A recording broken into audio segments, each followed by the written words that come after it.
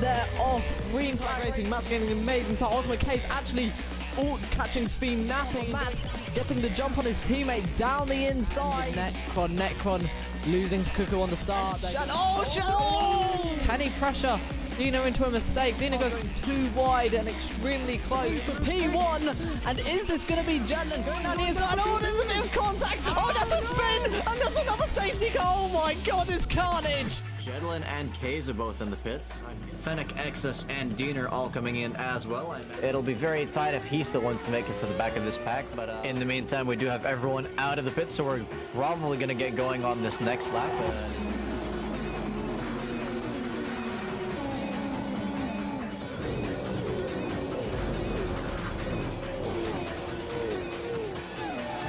We are, in fact, restarting now, regardless of that incident. Okay, he's looking for that undercut. Does he get it? It looks like he might do that side by side and very close together. Cuckoo looking for that inside line on Jedlin ahead. Going into 130R, but they're going to be wanting to go fully defensive into the chicane of Casio Triangle. He's going to end up finishing in P1, crossing the line. Greenlink's going to cross the line. It's going to be Ultimate Case across the line. Gilish comes across the line to win his second MSR title.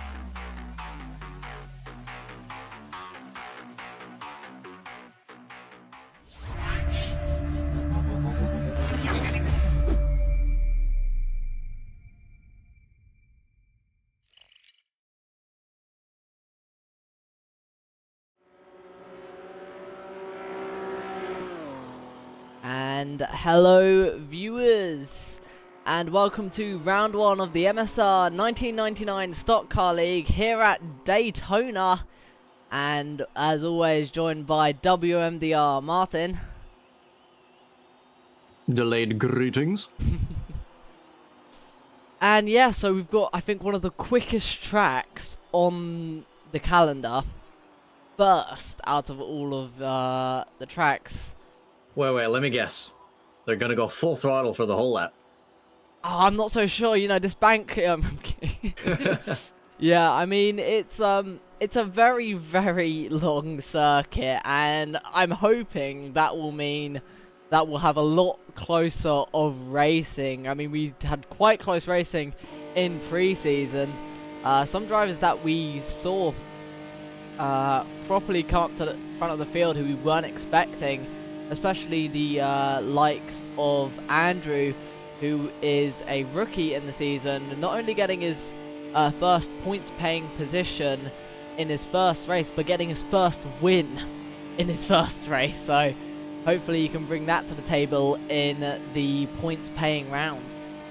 And what was interesting just now, I mean, we've only seen 1 or 2 laps so far by all the drivers. Still 6.5 minutes left in qualifying, but the top 3 for a brief moment were separated by all of just 3 milliseconds. So, yeah, it looks like we're going to have another close race tonight. Yeah, on board with Ultimate K's driving around in P2. Currently on course for another P2 lap. He's going to have to find some more if he wants to take pole from Daylau. Yeah, Daylau currently setting the marker with a 54.721. The whole top 10 about 3/10 away from each other. The top 9 about a 10 and a half. So I think those gaps are going to get closer and closer. Oh, by the way, I don't think I've quite gotten the livery mod installed. I think I missed that ping, so I'm going to have to rely on the stream. So looks like we have a SpongeBob-themed car on this one.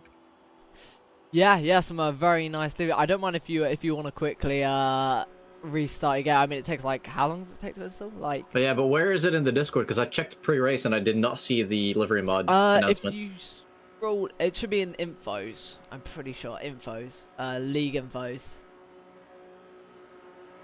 All right, 1 second while I get that fixed. Yeah, so at least we can still have a look at the timing charts, and it's Veilside who's gone about 0.2 quicker than Ultimate K's and a 1/10.5 quicker than Daylau. Quite a good lap time there by him. I think a lot of the drivers are going to be very, very confused on where he gained that time. Daylau still in second. Xavius punching the hole between Ultimate K's and Daylau. Only 0.02 of a second separating them. Wait, Nismo, where was it again? Infos. Info. Pretty sure info. And if you just scroll up, there should be a. Is it info? Hold on. I'll just. Yeah, it's in infos. It is. Oh, awesome. I feel like they should put that in announcements. I don't think you're wrong. Ultimate K's right now is swerving. I think trying to get his tires warm, because I think that is something people are going to suffer with. The very long track, you don't need to brake really, and you don't need, except for going into the pits, and you don't really need to and avoiding crashes. Yeah, and avoiding wow, no, full throttle all the way through a crash.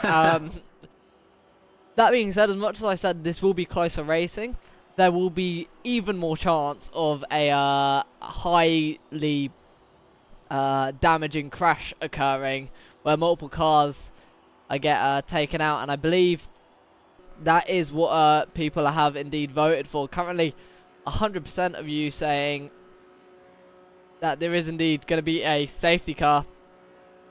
When I mean 100%, I mean 2. Martin, hopefully you're in on that. I most definitely am, although I still have to refresh the stream just to get that poll every time. Well, there's about 12 minutes left on the prediction for those who want to lose their points. And right now, I'm hoping there isn't a safety car, because right now I could just, if there's no safety car, I could just take everyone's points. Newsflash: Nismo loves robbing people. Oh, you've known this from multiple seasons ago, as Ultimate K's takes second place away from Fire Rock. And yeah, doing a great. Everyone's just slowly started improving. Those gaps, as I said, have been getting closer and closer, but no one's been able to understand where Veilside has got this absolutely insane pace from. I mean, it's close already when it comes to racing, being 2 tenths behind someone, but in oval racing qualifying, when there's only 2-3 turns on the circuit, where can you gain that much time that you're that much quicker? I mean, maybe there might be something on setup. Maybe there might be a radiator. That's what I was thinking. But as I've said that, he's been beaten by Ricky, which does a 54.214. And is able to put it on provisional pole. And yeah, as many of you might have realised, there are no other cars on a track, and that is all due to it being a private qualifying session, so none of the other drivers can see each other, and neither can they slipstream from each other, as well as I've just noticed some more predictions going into the safety car. Someone's saying no. I don't know who that is, but they're going to be now wanting to rob 2 other people's points. I don't know if Ricky is resilient, to be honest. I might have to ask, but we will probably see them later as we get this very, very high-speed camera. I said I'd do it next time, and I have, where I've been able to get the cameras in the cool FOVs. That definitely looks pretty neat. As let's see, who is your winner prediction? I'm really not quite sure. These kinds of oval races are incredibly unpredictable when you've got that many people pretty much on the pace. I mean, it was just like last time where we had the front 2 of, I think, Cuckoo? I think Cuckoo might have been battling at the front, and then a small bit of collision could easily wipe your race out. So it's as simple as, if you're at the wrong place at the wrong time, it could be a race over for you. And I mean, that is true, but I think more people in the lead pack had their races ruined by bad pit strategy and missing pit boxes. So hopefully they've ironed those kinks out of their racecraft for the official start of the season, as we've got 11 seconds left in the session. So people setting their final laps now. A lot of people already pulled into the pits. Ricky and Veilside will not be improving on their times anymore. Meanwhile, we've got JD in P3. Keza just behind. Multiple people 3/10 off pole. I don't think Cow is going to be setting... No, that's Keza. Not setting any more laps. He stays P4. JD stays P3. Fire Rock and Cow now the 2 fastest drivers still out on track. Yeah, both in their American liveried cars. These two are, I believe, are also rookies in the season and doing a great job to show their strengths. As we that hamburger on the side looks really nice actually. But I couldn't help it. Viral going 7 thousandths of a second quicker. He needs to get about double or triple that amount of speed. So let's hope that he has the run off the corner. Coming to the line. Is he able to take P4 away from Ultimate K's? Oh, almost. Just a couple milliseconds off. But yeah, when you're working with margins that fine, I mean, a bird could fart in your general direction and you'll have lost 3 milliseconds worth of time, so. That's pretty much how close these margins are. So we've got Ricky on pole position tonight with Veilside and JD finishing up the top 3. Yeah, Ultimate K's just outside the podiums. Firerock and Cow, the 2 teammates, taking 5th and 6th. Exus, DLR taking 7th and 8th. Eddie and Xerius P9 and 10. Andrew in P11. Binding in P12. Cuckoo in P13. Kunisek in P14. Jedlin in P15. Wild Mammoth in P16. Ellie in P17, Trickster in P18, Shad in P19, and Max in P20. So finally, I think we might actually have a full grid for the first race. Which is absolutely wonderful. But I am noticing, though, Trouble not here tonight, which leaves me to wonder if we're going to see anyone utilize that strategy that he used last week, which is pretty much to just hang behind the lead group for the entire race, because I think he was the only one that really perfected that strategy last time. I mean, he was able to save so much fuel behind them, just staying in the slipstream and just constantly just saving fuel, saving his tires, not being on the attack, not having to swerve left or right to try and overtake the guy ahead, just staying where he needed to be. And that, yeah, as you said, it was a great strategy. Speaking of great things, I'm liking these liveries so far, quite creative. There is one outlier in the liveries, and that's the one you're currently over right now. My goodness. I will give some background to this, as you might forget to send in my livery file. So I believe Binding accidentally pressed that he was going to do his own livery, and completely didn't realize. Livery on the wing.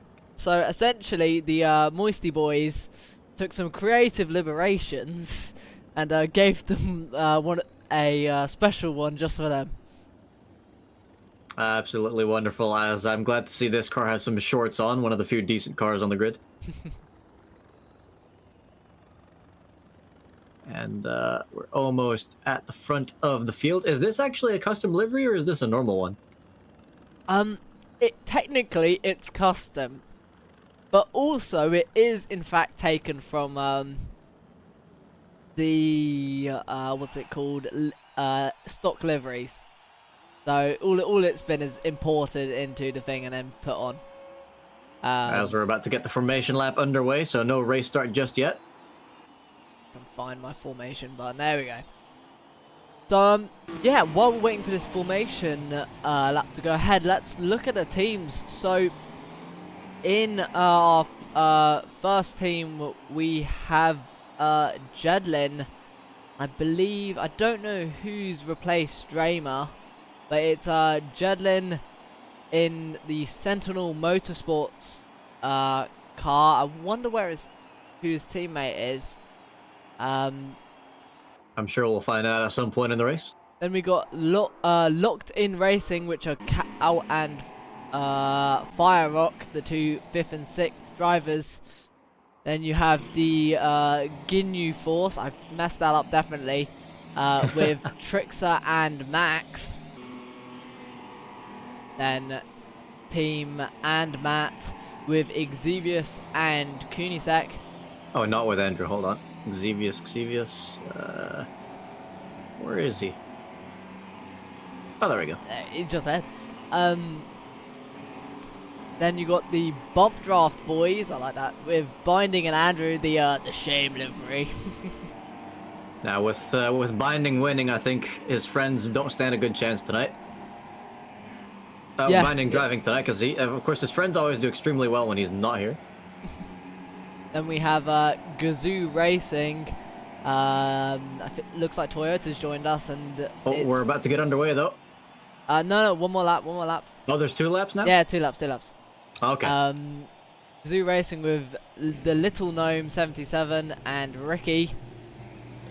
So both running Zoo Racing liveries. Whatever Ellie chooses, also known as WEC, has got Ellie and Trouble in.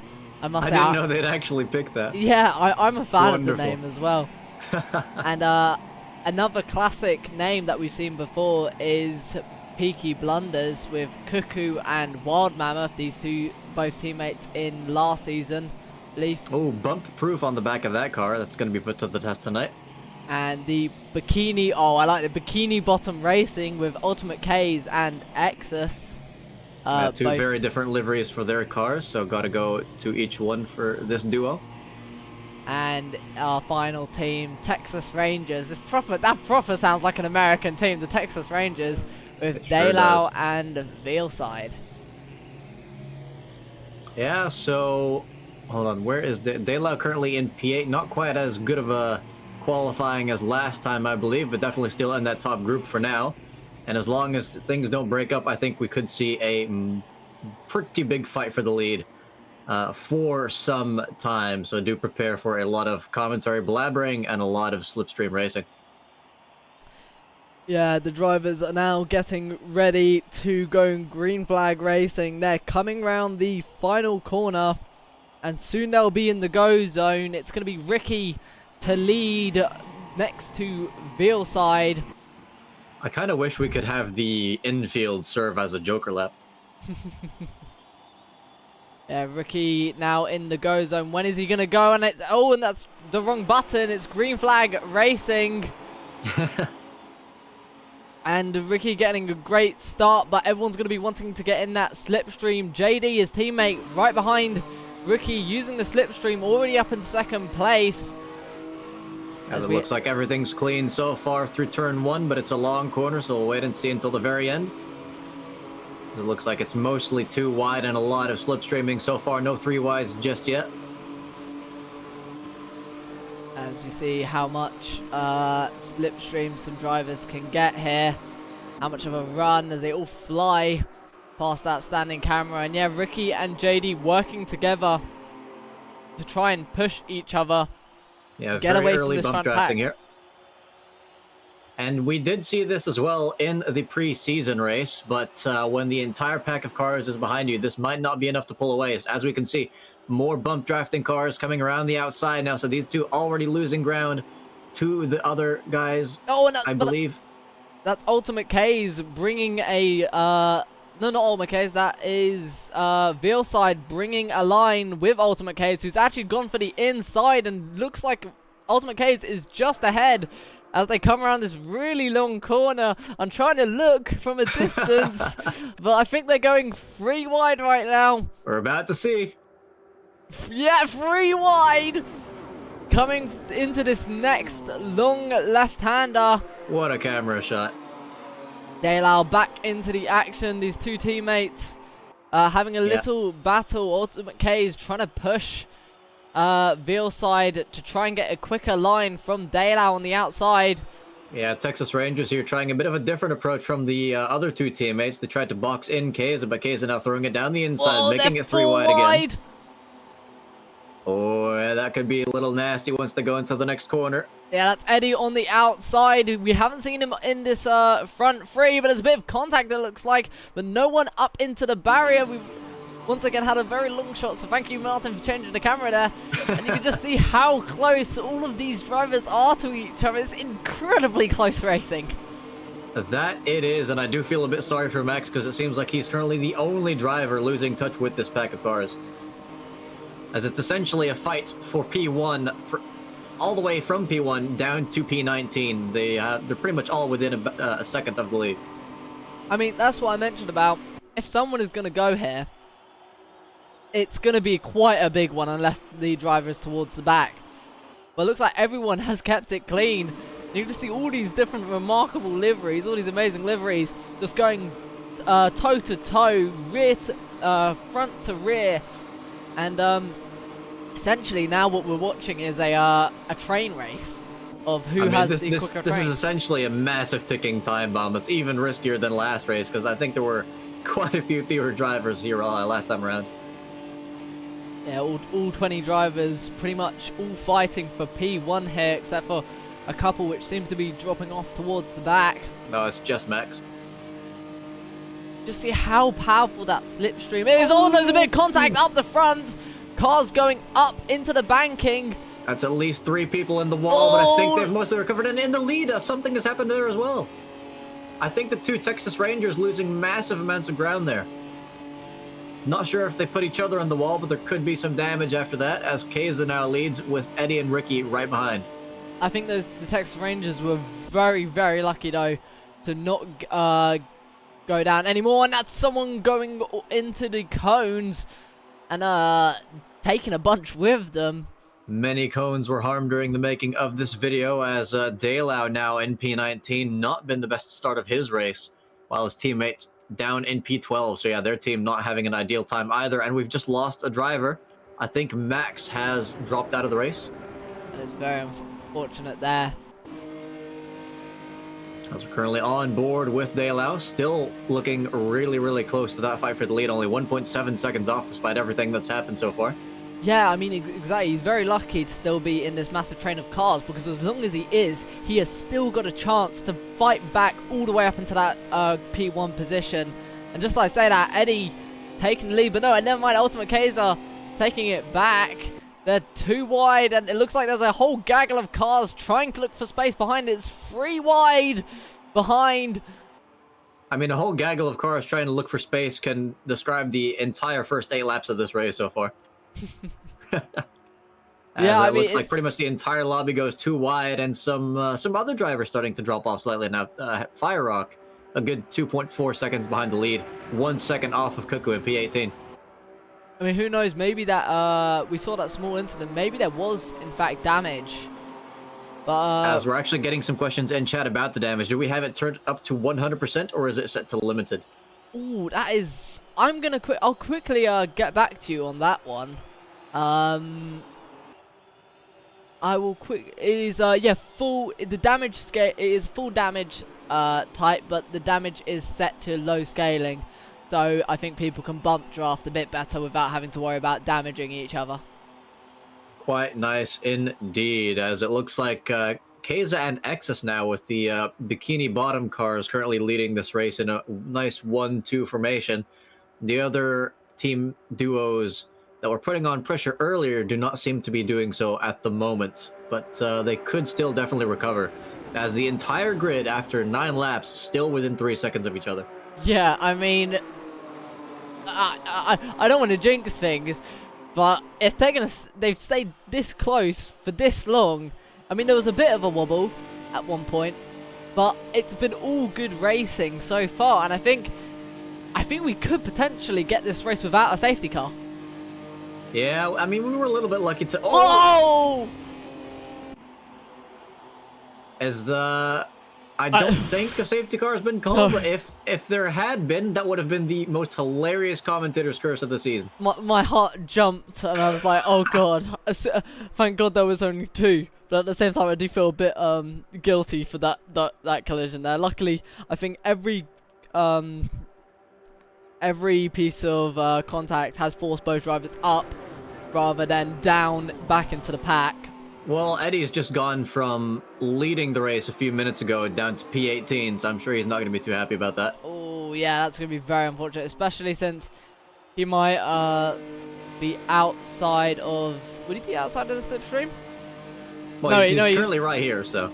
So, yeah. The only driver out of the slipstream at the moment is Fire Rock, so we'll see how long he lasts back here. Still an hour left to go in this race. Can kind of see why Max didn't want to do it, but... of course, the longer you go on, the more incidents might happen, which could propel you up into a higher position, as it almost looks like someone gets flung into the wall there, but they barely keep it. Oh, that's 100% a safety car. That's 100. Oh, there's cars everywhere. People are off. And, oh my god, that's a commentator's curse there. It most definitely is, and it's mine as well. So, yeah, they gotta add that one to the list, as... that does mean that Fire Rock gains a few positions and can recover. Now we'll just have to hope for the drivers that were involved in that, which seem to be Jedlin, Ellie, Andrew, and Cow getting the worst of it, that they can pit and rejoin the grid before they take off again, because yeah, we have seen that you don't always get the time to rejoin the pack after your pit stop, which is a bit unfortunate. Yeah, yeah, indeed. Luckily, though, I believe they go 80 kph or 100 k. I think it might be 100 kph, which is 20 kilometers faster than the inside pit lane. And this track having a much easier to enter pit lane as well, so I don't think we're going to see as many pit lane incidents as we did last time. Yeah, yeah. I did. Fire Rock comes in as well, so he might have been carrying some damage from an earlier incident. Yeah, I did in fact check back all the pit entries from last season. Everyone, in fact, following them, following all of the... Wait, last season? Sorry, last race, my bad. Last race in pre-season, just to double check that everyone had read the rules. I checked back, I thought I saw one person, but no, everyone going in and taking the proper lines. So not only do we have a very close competitive field, but we also have one that very much is on an equal playing field when it comes to rules. Which is what you love to see, of course, as we're currently just going down through the field. Oh, that hood looks a little malformed. Malformed might be a bit of a weird expression there, but yeah, it's definitely not in a normal shape, I'll put it that way. Yeah, yeah, it's it may let's hope that it's decent, because I would hope that if you do have damage like that, you would pit, especially since a lot of the guys behind you would be pitting as well. Well, it's a classic PC2 bug where damage gets fixed, but if you're not viewing or loading the car at that time, you might not end up seeing the fixed car later. So yeah, could be fake damage. You never quite know when you're just viewing the race, but let's hope that it isn't the real kind, as I think we probably are about to restart with Ellie rejoining at the back. Oh, I actually forgot. I'm an absolute plonker. I've just realised that my safety car button. I think we're going for another one. Another lap? Another lap, yeah. I mean, no, that's pointless. We just had everyone rejoin. Well, I mean, if you think about it, though, if we did start that lap, those two drivers who did just join the back of the pack would get a absolutely mega run on what's the whole rest of the grid. You are describing what's it called, like the title to the Venom film, "Let There Be Carnage." As we'll probably just see like someone who's rejoining the back of the pack just pile into. I mean, we had that problem quite a bit in the V10s league with the safety cars, but everyone following safety cars to the absolute rule, and yeah, no problems whatsoever. I thought we might see at least a bit of contact between some drivers. So speaking of contact and safety cars, can I have my money? Oh yeah. What money? I didn't see a safety car. How much was bet on there being no safety car tonight? 385 points were bet on no safety car. Meanwhile, 3 people betting that there was going to be a safety car, and 500 points being put on that. Interesting. I mean, for one person to bet 385, that is quite a random amount, I must say. Yeah, it is, and I mean, with these oval races though, I feel like I need to up the ante, and rather than put will there be one safety car, I should really put will there be 2, because I feel like 2, that's a bit more plausible. But you know, that being said, who knows? But all I know is we're about to go green flag racing, and I think we are in fact going this lap. Yeah, but you can't overtake until the line, which is why Ellie had to really lessen on the gas there. It's not an amazing run, but definitely close enough to be in the slipstream, as it's pretty much single file going into turn 1 on this occasion.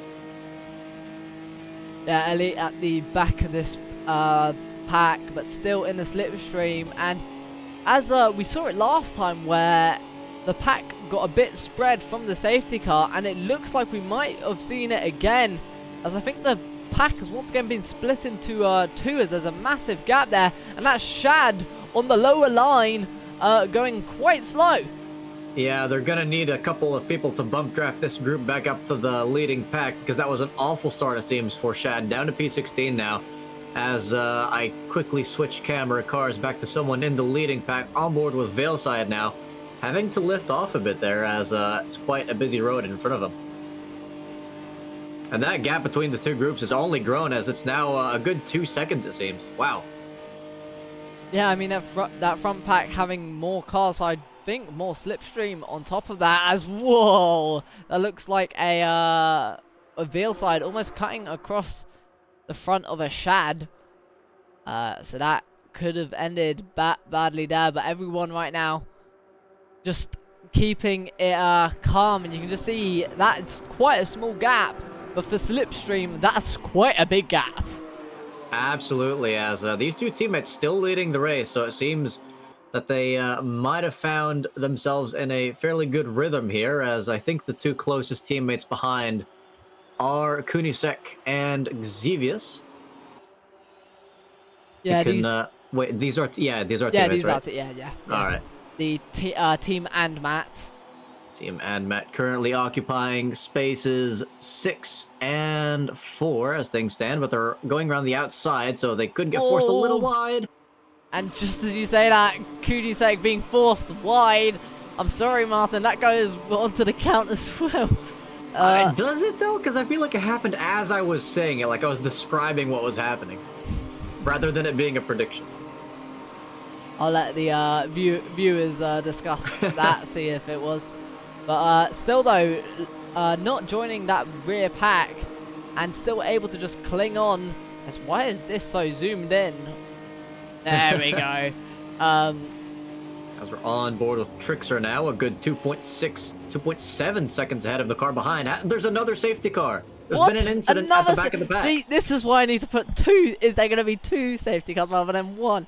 You know, I mean, we've 50 minutes left in this race. I mean, there's going to be another safety car down the line. Yeah, it looks like Dale taking the brunt of that incident there, and Jedlin as well, an incredibly broken car. I'm surprised that car is still moving. You know, I'm not going to put on any tinfoil hats here, but what if the guys in the back of the pack crashed on purpose to rejoin the front pack with the safety car? See, I feel like that would be a clever idea. However, I feel like some of the guys would kind of understand that one, you're going to get damage, and you're going to potentially spend a lot of time in the pit lane. Well, yeah, but that's what the safety car is for. But I also think that some of them wouldn't risk it to get the penalty deductions. I mean, it's quite harsh. It'd be quite a harsh penalty if you just move down. I mean, it'll probably be a driver error. Well, Nismo, the key there lies in your own words. You say some of them wouldn't be willing to risk it, which means there would be a few. I mean, there's always one driver is all you need to trigger a safety car, if you can take out. Yeah. I mean, you are right. All it takes is one driver, but that one driver is going to be the one getting penalized. And you know, if you get penalized too many times, that could be just your championship over, purely just based on you getting penalized too much. Yeah, but in a situation like this, and I'm not advocating for crashing on purpose, just to be crystal clear there, I'm not Flavio Briatore. But basically, if you do manage to rejoin the front group in this way, and you find yourself leading the race at the end of it, and you have quite the gap to cars behind, getting the penalty is probably worth it. Because otherwise you'd just be spending eternity at the back of the field, and there'd be no prospects for any sort of decent result. As actually we have more drivers coming into the pits now after a full lap under the safety car, so maybe some strategic pit stops happening there. It's only, well, how much of this race have we seen already? It's been 18 laps, so that's probably around about 20 minutes. Yeah, around 15 minutes of racing, because the formation lap about 5 to 7 minutes, which is why we have that extra 10 minutes, funnily enough. And this will bring everyone back to the main pack on this next lap. Yeah, you can see so we're gonna all have those... one giant group again, providing there's no missed starts that can split up the entire grid again. You can see all those drivers slowly joining to the back of the train now. I don't know who that... Oh, why is that? See, I'm not... This is normal here, right? Right here. This is a normal FOV camera, but I'm not used to it now because I've been using all the wide ones. In fact, if you go to could you go to bonnet cam quickly? I want to see if I can. Yeah. Okay. We're set up now. We're set up. Oh, I like that. I like that a lot. We've got a side-mounted camera now, and on This top is of what the dog sees when he sticks his head out the window. and we got a rear view mirror as well. We can now see behind us. Oh, true. Let me put it on the lead. Yes, it does work. But I think we're going to be going green flag racing this lap. As you can see, Kaze's teammate completely filling the mirrors there. And it's green flag racing, green flag racing. Ultimate K is getting quite a good start. But it's not going to matter too much. X is straight into the slipstream. Both teammates actually getting quite a good run on Eddie behind, who might have got caught lacking a bit. But from P3 below, there's quite a bit of more of a gap. But never mind, as Daylau in 16th was originally leading at one point, but now is still trying to make his way up towards the front. And there's a bit of contact, and that's... Yeah, that's Shad getting tapped from behind. His top speed does not quite seem like it should be, and I think we were starting to see another gap forming between the first and second half of the grid, and I think, again, he was at the front of it. So maybe some sort of issue on his car there. It's keeping the people behind him back, but unfortunately for him, not enough cars involved for a safety car. So an early incident there that won't see any retribution, but Eddie now from P18 back to P1 leading this race. Yeah, going 3 wide into this first corner. Looks like them as well going 3 wide behind between two teammates. Let's quickly switching some cameras there. Now on board with Cuckoo in P9. You can see the car of, I can only guess that's Kunisek in the mirrors. This mirror is actually brilliant. I love this mirror, I do. I need to move this camera here more often. But yeah, you can just see how close, and especially in the mirrors, how close each of these cars are to each other. Especially how high of speed. One little bit of, I mean, I doubt you get oversteer, but one just flinch and it could just take out another car. Speaking of other cars getting taken out, we definitely have one main group now that goes all the way from P1 down to 14th place with Cow at the tail end of it.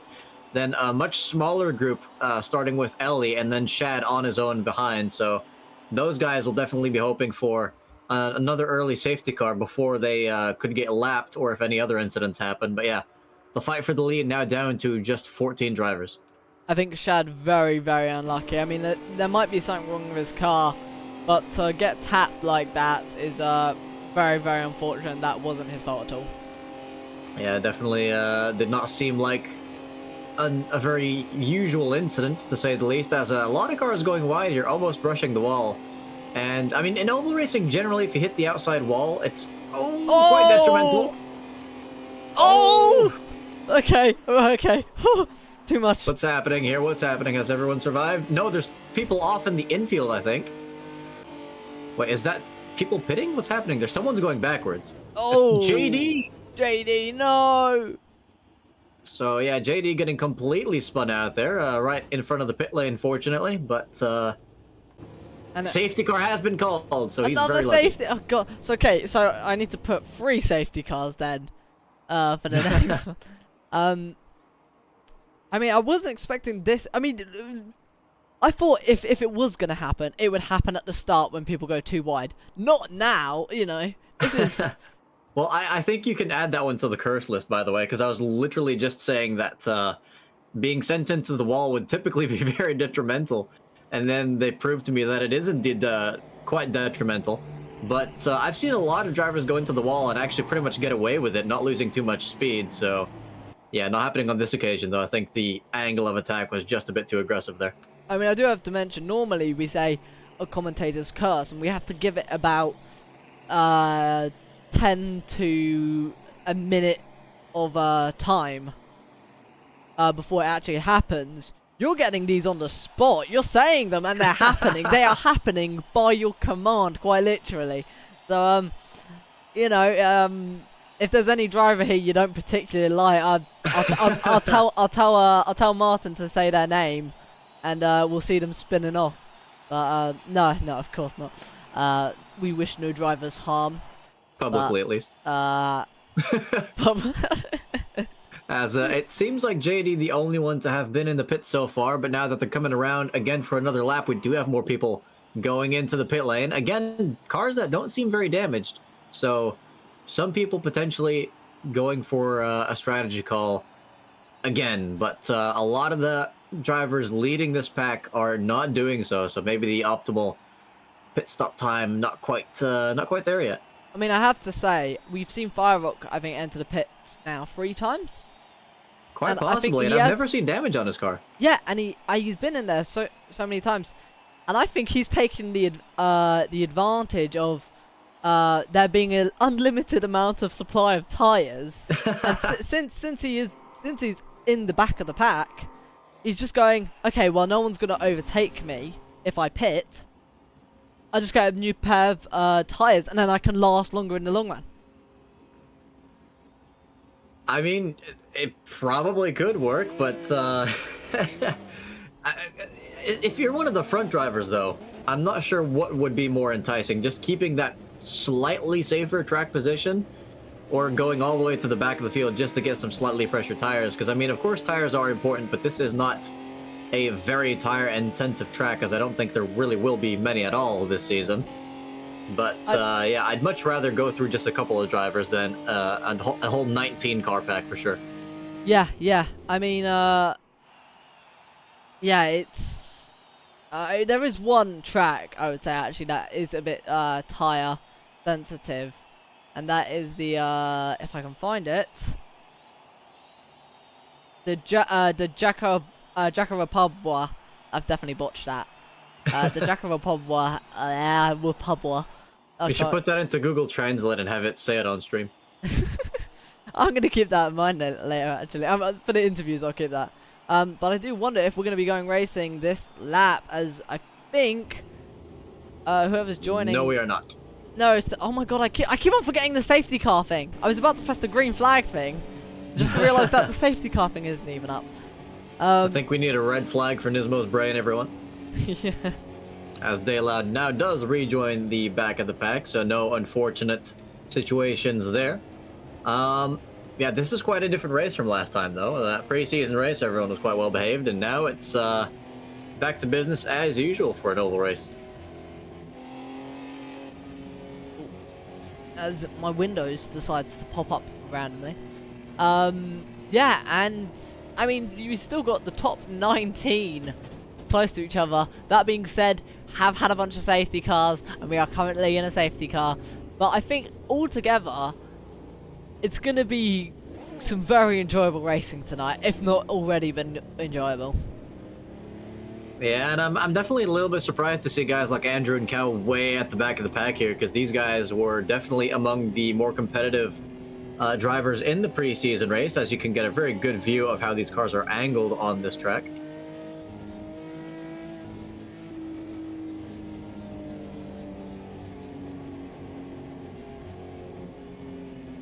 As they come around this final long banked corner.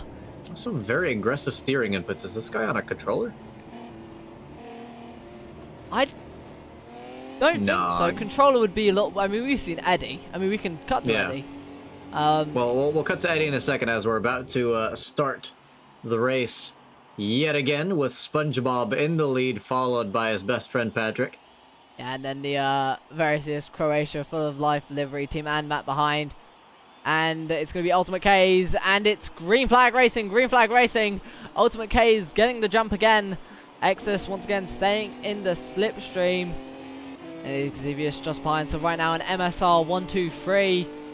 But I don't think Vilside's going to let that sit. Oh, it looks like the top 4 have made quite a good getaway, though, so Eddie's got his job cut out for him to catch those guys again, but it looks like he's getting a fairly decent exit as well.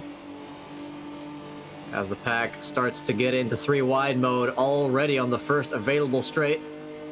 Currently on board with Binding as he goes around the outside of the cars to his left, but yeah, not really got anywhere to go here, so he's just going to have to hang behind Ellie for now.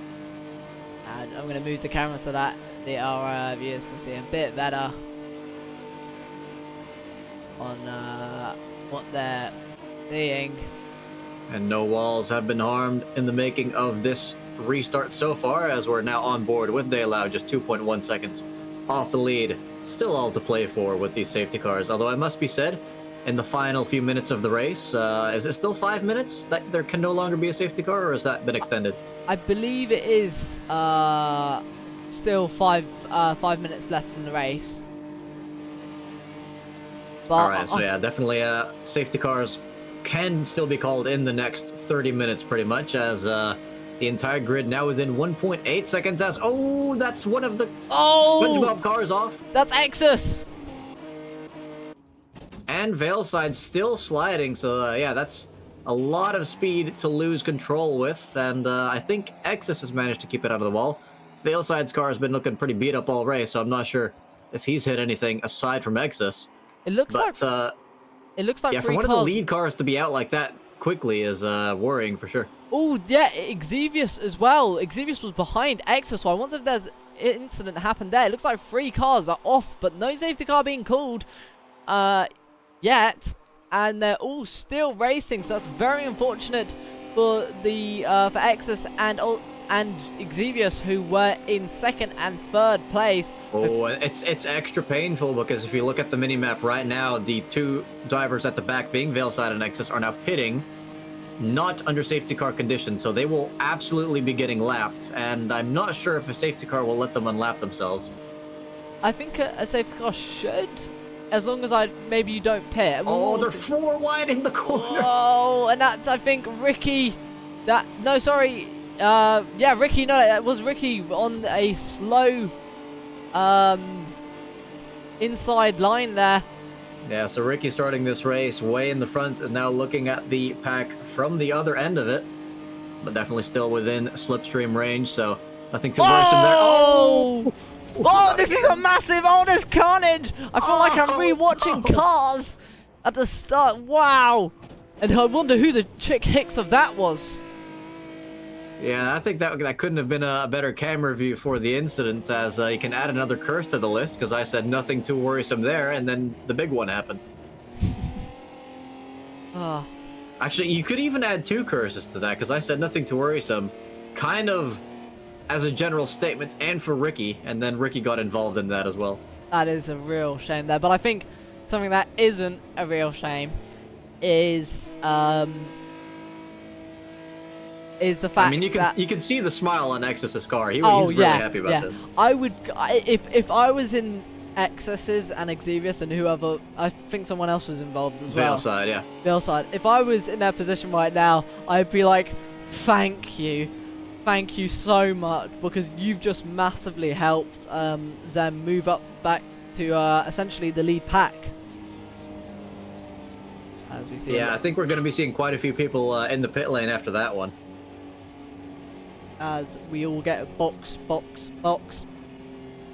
Yeah, wow, the pit lane absolutely steamed full of cars. And some of the leaders coming in as well, Keza being among them. Is his car damaged, or is this an actual strategic stop? The car doesn't look too bad. Yeah, it looks completely fine. I think this could be a strategic stop. I mean, it is the 35-minute. We are technically, it is a 70-minute race. If you don't ignore the formation lap. So I do wonder if he's gone, this is the halfway mark, this is a great time to pit. Yeah, I mean, from here on out, if you do not pit under these conditions, you are absolutely banking on there being another safety car. As Keza now coming out of the pits in P11, just behind Cuckoo. So Cuckoo, I believe, was in the fight for the lead when the incident took place, so no giant bunny hop strategy-wise or anything. But yeah, good stop for these drivers as the game seems to want to make everything very blurry on my screen for some reason. I think it is. I think the strategy right now is to pit now. You're halfway through a race. You don't know if there's going to be another safety car. There might be, but there's always a chance that there won't be. I think now, halfway through the race, when a lot of drivers behind you have pitted, you should probably pit with them. You don't want to pit by yourself, no longer be in that slipstream, because you'll lose so much time. As much as it's more dangerous to be in a pack of cars, it's a lot more quicker. It's a lot, no, what's my grammar? It's just quicker to be in a pack when you have the slipstream, you're pushing each other, and you're just getting quicker and quicker. As that's another person filing into the pits.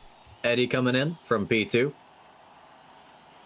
I think and others he's not following. the only one as well. Yeah, exactly. But definitely some drivers staying out, though, despite their teammates pitting. So that leaves the question, is that just not any communication between teammates, or have they maybe pitted earlier, or what's going on there, you think? Could be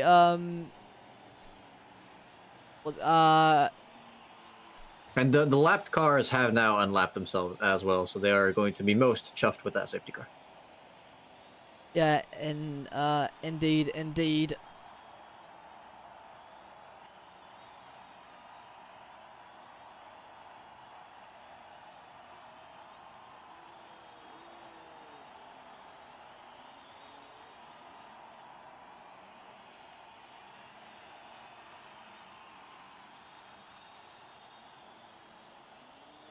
Yeah, and we're just back now. So yeah, Wild Mammoth though leading the way, still needs to pit, I believe.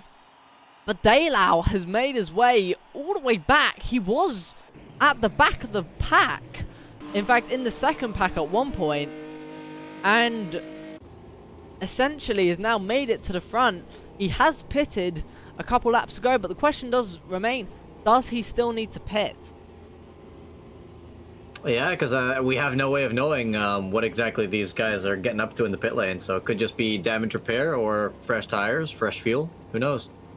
I think time will tell. As I mean, last time there weren't that many safety cars, so the drivers kind of had an excuse to not have enough fuel at the end of the race. But with the amount of safety cars we've had today, I don't think anyone is going to be able to say that they ran out of fuel because of a lack of safety cars.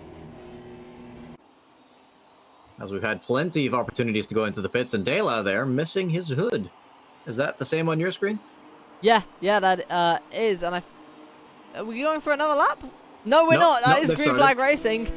Warman's getting getting an absolutely extraordinary start, I have to say. Getting 5/10ths on Daylau, and an impressive start for sure, but it's not enough to pull away, as it actually does look like Daylau now under pressure from JD. Yeah, JD's overtaken around the outside, so they're gonna have to make sure they don't fight too hard, or Mammoth might actually be able to pull away here. I think what Wild Mammoth might need is JD and Daylau to have some sort of collision that slows down the pack. Not enough for a safety car, but just enough to slow them down. But as I say that, it looks like they're rapidly gaining onto the back of Wild Mammoth. As going on board with Ellie now, as this pack is really bunched up very quickly again.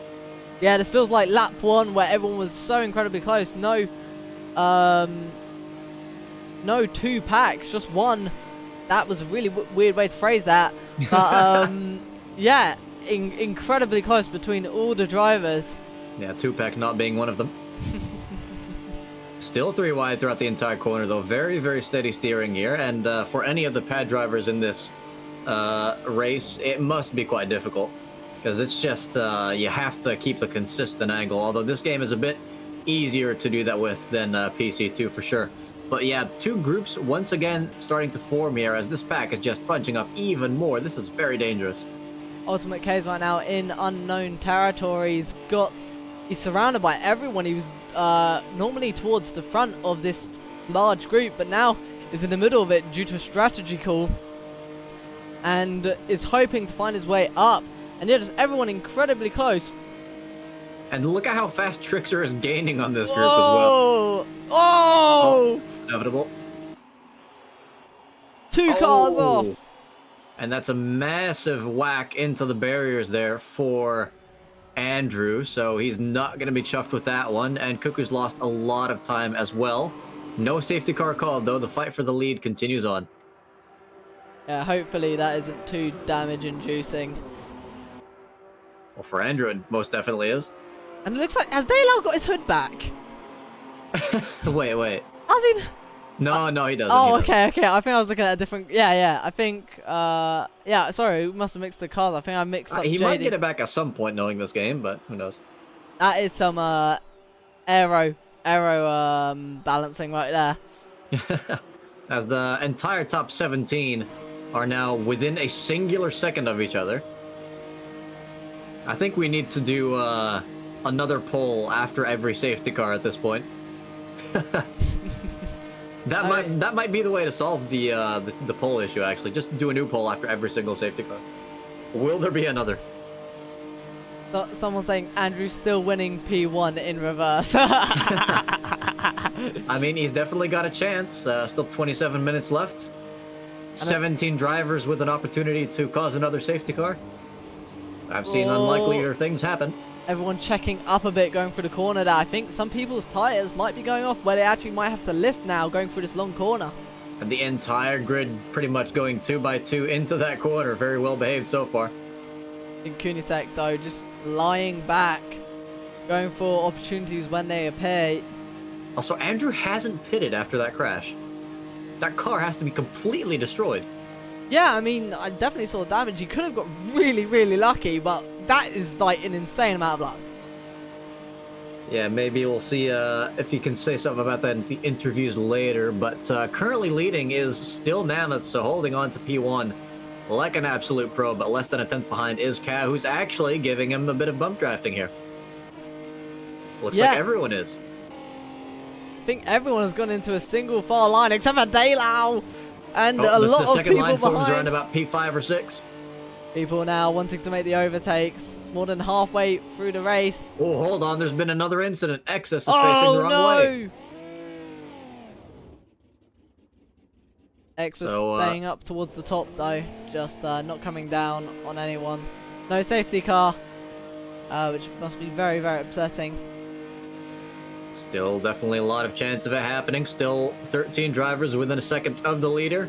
Going 2 by 2 again. And well behaved at the moment. Though I should stop saying that because that seems to be causing a lot of crashes. If there's a crash in the next 10 seconds, or on the straight, you know, I'll say on the straight, that's the limit.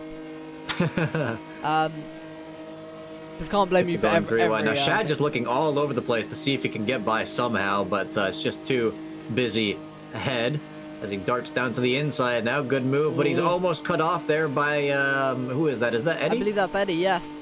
No, it's Kunisek. Is that Kunisek? No, it's Eddie. we're on board with Kunisek. Yes, we are. But yeah, Mammoth still leading this race. Cow helping him out massively. I'm surprised no one's trying to bump draft around the outside of these guys because they're just letting them lead at this point. And I don't think that many people are committed to the stay behind and watch it happen strategy. I mean, as soon as it hits that 10-minute mark, I think everything is going to just go from, yeah, let's keep it too wide and just bump to get the faster train, to let's just full carnage. I want the positions. I need the places. Let's go for some moves. Yeah, I mean, I'd definitely be surprised if we don't see any more safety cars until the end of the race, but fairly well behaved. Again, as you say, though, the tires are starting to wear. You see people running wide on quarter entry, which is a recipe for disaster, but they do correct themselves mid-corner and have a pretty good exit on the straight, except for Kunisek, who seems to be losing a bit of ground, but not too much. I mean, to me, it looks like he might be lifting off the back of the corner. He seemed to have got a little bit of a run there, but then just lifted off a bit, which allowed... That's just nowhere to go. Yeah. I mean, what he could be doing, though, is the trouble tactic of just staying behind this big pack, letting them use their fuel, and then able to just gun it on the last, have enough fuel to just push and push and push, and have your tyres to just make it up. And just as I say that, he makes a move on Shad. He's going for the outside line. He was on the inside line. And it looks like he's also going to try and look for it on Daylau. But he doesn't have that much slipstream. And Daylau's going to once again just push in front and able to hold on to that P13 on the inside line. So many cars on the inside line. How are they not getting impatient? I mean, they're 3 wide up ahead going through the corner. It's... some of these drivers absolute balls to the walls. And we've seen some of those balls actually end up in the wall. That's a really bad way to... I need to stop phrasing these like this. Oh, but yeah, it's definitely looks like there's a bit of space opening up now that more people are committing to that inside line. But the 2 drivers up ahead on the outside, I think they're struggling a bit with their bump drafting because they keep on kind of switching lines a little bit, which is not going to do their slipstreaming any favors whatsoever. Yeah, and oh, Kunisek trying it around the outside here. 3 wide and incredibly close at the back. You'd expect these guys wanting to try and push each other, but it looks like they want to make those positions up. They want to push forward. As the top 2 now no longer in bump draft mode, it looks like Mammoth relinquishing the inside line to Cow for the first time in quite some time, and that does give Xevious a chance to, yeah, basically replace the other driver, and there's plenty more right behind to do the same thing should Cow go to the outside himself. But now they're 3 wide for the lead. It looks like the guys on the outside finally making a bit of progress there. Yeah, and incredibly close though. Mammoth was leading this. He's now absolutely stuck. That is a very hanging bumper right there. Hopefully that doesn't hit anyone's vehicle. But yeah, incredibly close up the front. Mammoth getting a bit of slipstream and just putting it 3 wide with the guys up in front. It could be carnage if these guys have a bit too much of rubbing. And oh my god, I think as Firerock's very, very slow it seems on this outside line. I think trying not to hit the wall. And Ultimate K is in fact almost going under the yellow line, and Daylau able to make a couple positions in P8. Oh! Ellie involved in another crash, not of their making. It looks like it's one of the, it's Ricky. Ricky got involved there, spun round, and back on track, but with damage for sure. But the fight for the lead does continue on. I think, yeah, only 2 cars involved, so no safety car on this occasion. Now, Xevious taking the lead from Cow, still very close between the top 3. Less than a tenth separating the top 4, in fact. Oh my god, there's more contact! And that could be a potential safety car. Who are we? Oh, it's Xevious from the lead! So, not sure what happened there, but that could definitely get discussed in a ticket later. That's, don't want to see the leader spinning out like that, as Mammoth, I think, maybe going into the pits as well. Yeah, Mammoth not staying out on track after whatever the heck happened there. And the pack massively split up by that, but no safety car because it's been multiple 2-driver incidents.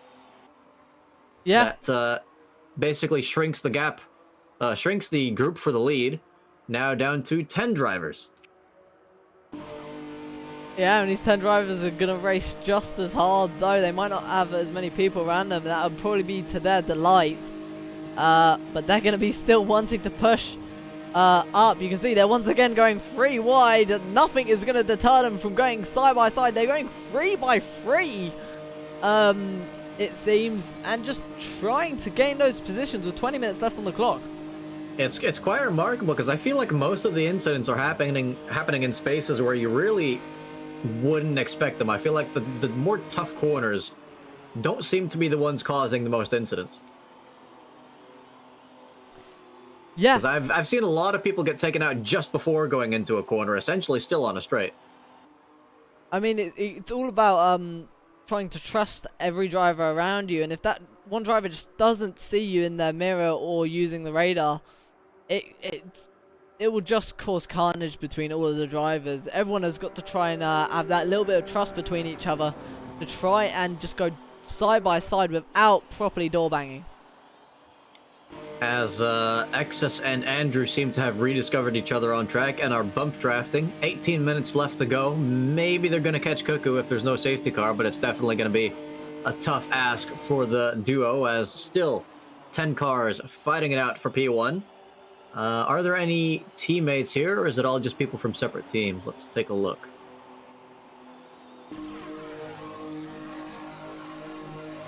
I think I see some teams. It looks like I see the team of, if I can get it, the team of Locked In Racing towards the back of the pack. Oh, a bit of contact there. That's not going to be that friendly. And a bit on the grass, and I think that's a sideways car.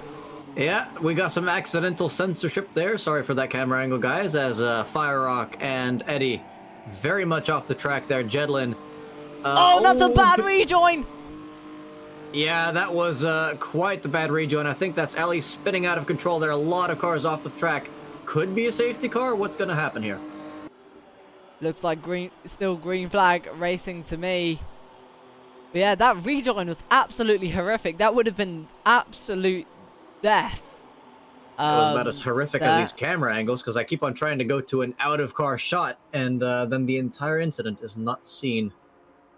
But still quite a gaggle of cars here now fighting for, what position is this? From P9 down to P13. Oh my goodness, Eddie not having a good time there as he hits the wall again, losing more speed and more positions. Yeah, very unfortunate. These two still stuck together. I think this is really clever though, what Exus and Andrew are doing. Just trying to push each other, not rattling, just trying to get any people in front. But meanwhile at the front, it's still every man for themselves. But we've got a 1-2 for the Texas guys. Yeah, the Texas Rangers doing quite a good job holding off the rest of the pack. Oh, as I think... a safety car! Not sure who would have even been able to cause that, as the field was quite spread out there, but we do have someone coming out of the pits now, Cal, just having completed his stop. Only 16 minutes left in this race. This is really going to switch things up. I think the fight for the lead was down to about 6 drivers. It's going to be all 19 again at the end of this. Yeah. It's absolutely insane when it's going to be absolutely insane in these last 15 minutes. And as that cat face has been well and truly scrunched. Yeah. That cat has been to Cat Vietnam and back, and seen many things I don't think it's want to have seen. But yeah, so Daylau and Vilside, a Texas Rangers 1-2, doing it for the Americans, even though I'm pretty sure neither of them are American. In fact, I'm confident neither of them are American, but definitely having the American spirit with them today. Not the only American flag on a livery, though. Let's see if we can find that other car. There we go. Fire Rock and I believe Cow, the other one? Yeah. I feel like when we need to cut to this livery, I need to have a sound effect of the screeching eagle. Every single time we just... every time we see it, we just hear "ah" or something, you know, like... In fact, that was exact... quite the impersonation of the American bald eagle. I wasn't gonna scream it, but I wanted you to get the idea, but it did end up just embarrassing me. Now someone's gonna clip that and just gonna send it to me and say, make that the noise that every single time they pass. Speaking of the American eagle, though, have you actually ever heard one before, like a real one? Never. They sound like movies. I kid you not, those birds sound like seagulls, and the actual famous sound that's always put onto clips of bald eagles, I can't quite remember what bird it actually is, but I think it might be a falcon. Falcons are just as cool, so I wouldn't say that's a bad thing, but still though. I think everyone at this point has to have come in for their strategic pit stop, because there's only 14 minutes left. I don't think there's going to be too many more safety cars in the next few minutes, because there physically can't be. There's only 10 minutes left, well, 9 minutes left, in fact, for more safety cars to happen. I mean, I will quickly double check the infos on the safety cars, just to make sure that safety car rules. Never mind. Hold on.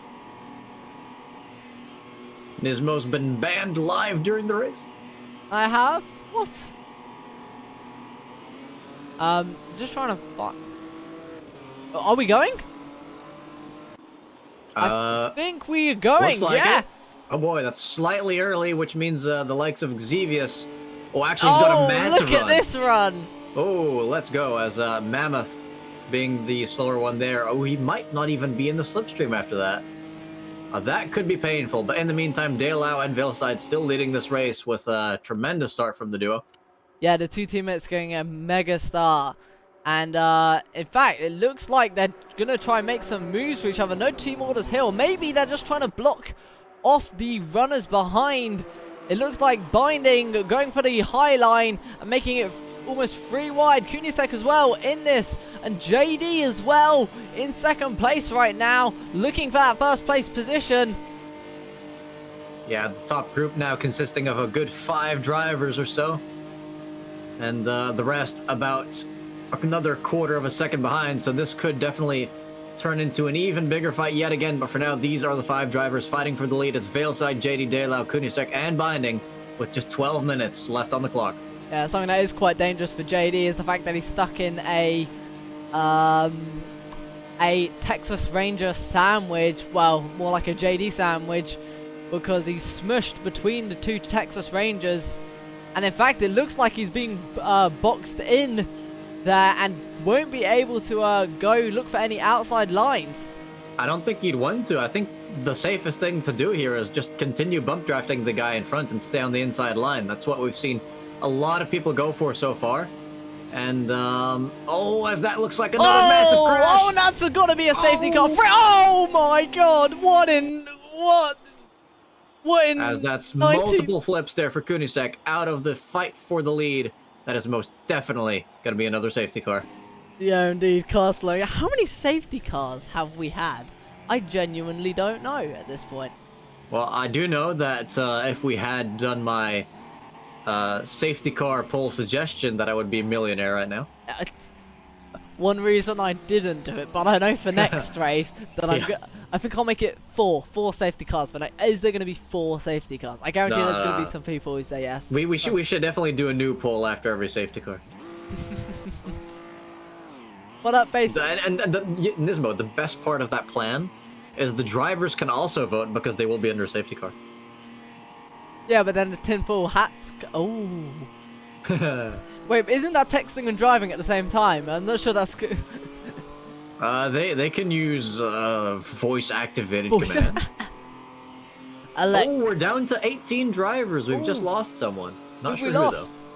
I do not know. But Kunisek still in last place as things stand. He's over a lap down.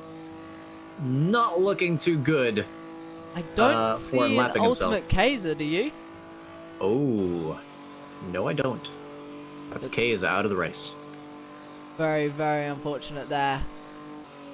For people that are Kaiser. For the rest, it's quite fortunate. Except for maybe Exus, because that's his teammate. Yeah, indeed, Exus P15.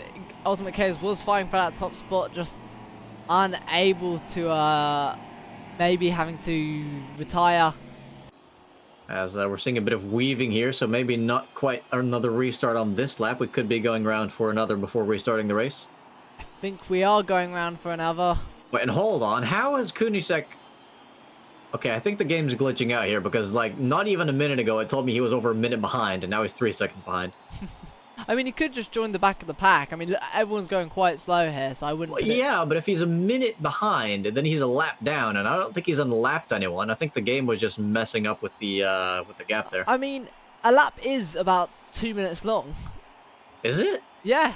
On the left, it's a 1 minute. The last lap I saw. That's a safety car lap. That is a safety car lap. I just realised that. Hang on.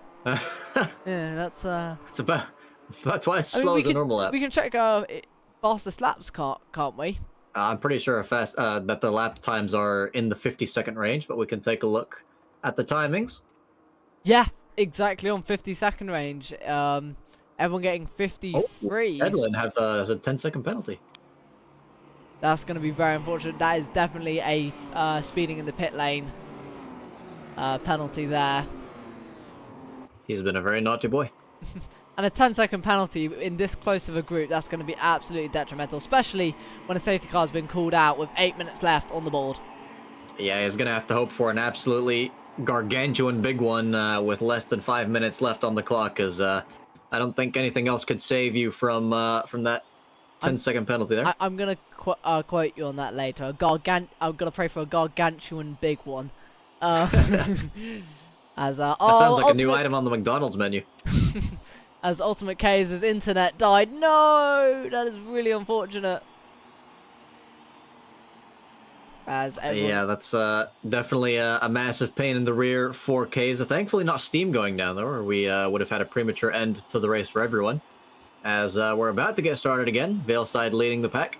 Green flag racing, Veilside getting quite a good start. JD behind. And yeah, it's, wait. Are we? They're now oh, getting no, a terrible start.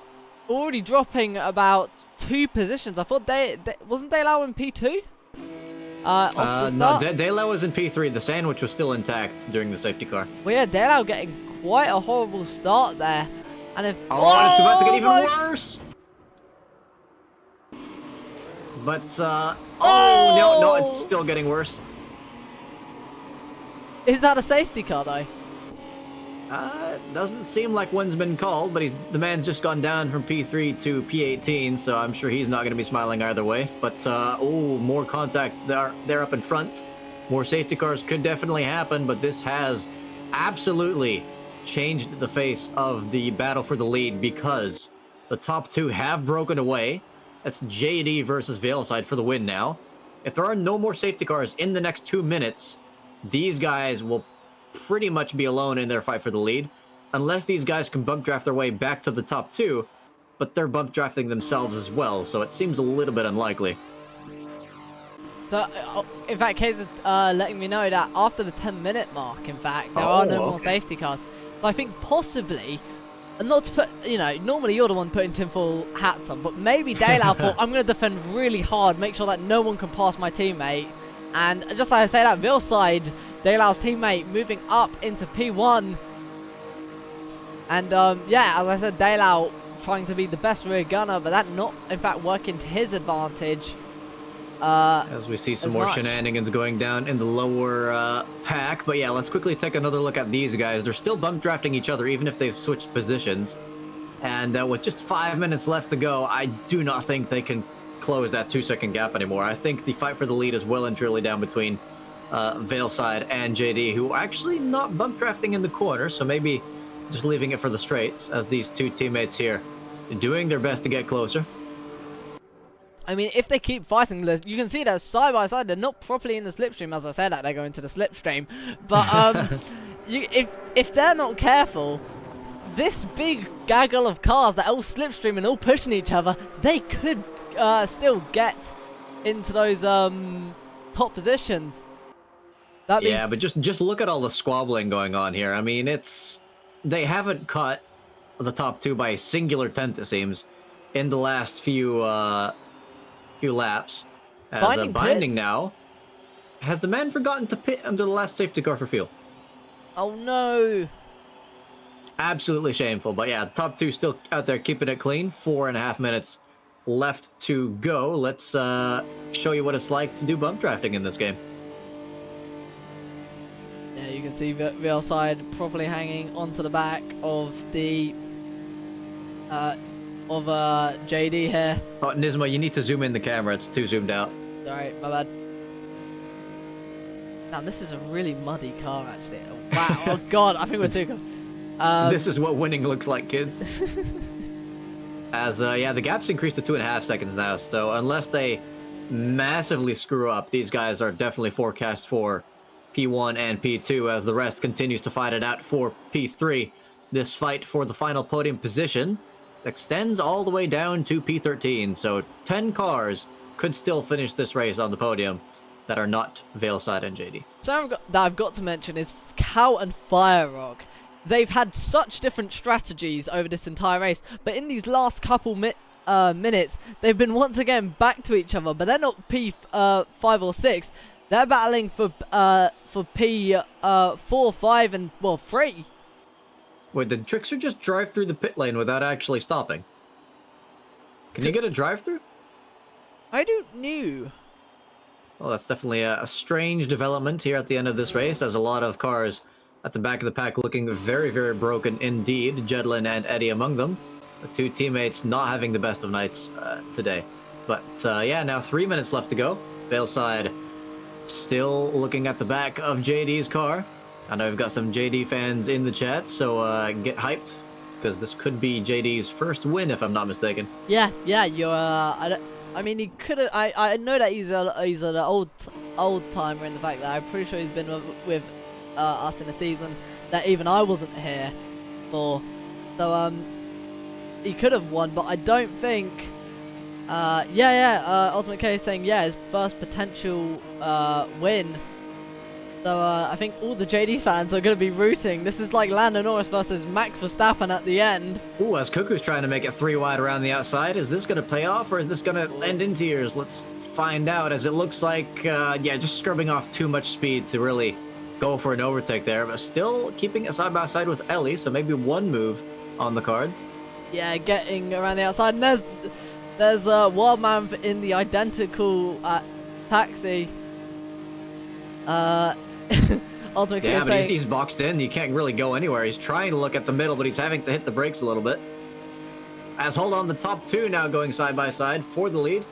JD versus Veilside, and as I see Feel Well fans saying, yeah, let's go Team JD. This is what we want to watch. This is the battle that they've been waiting for.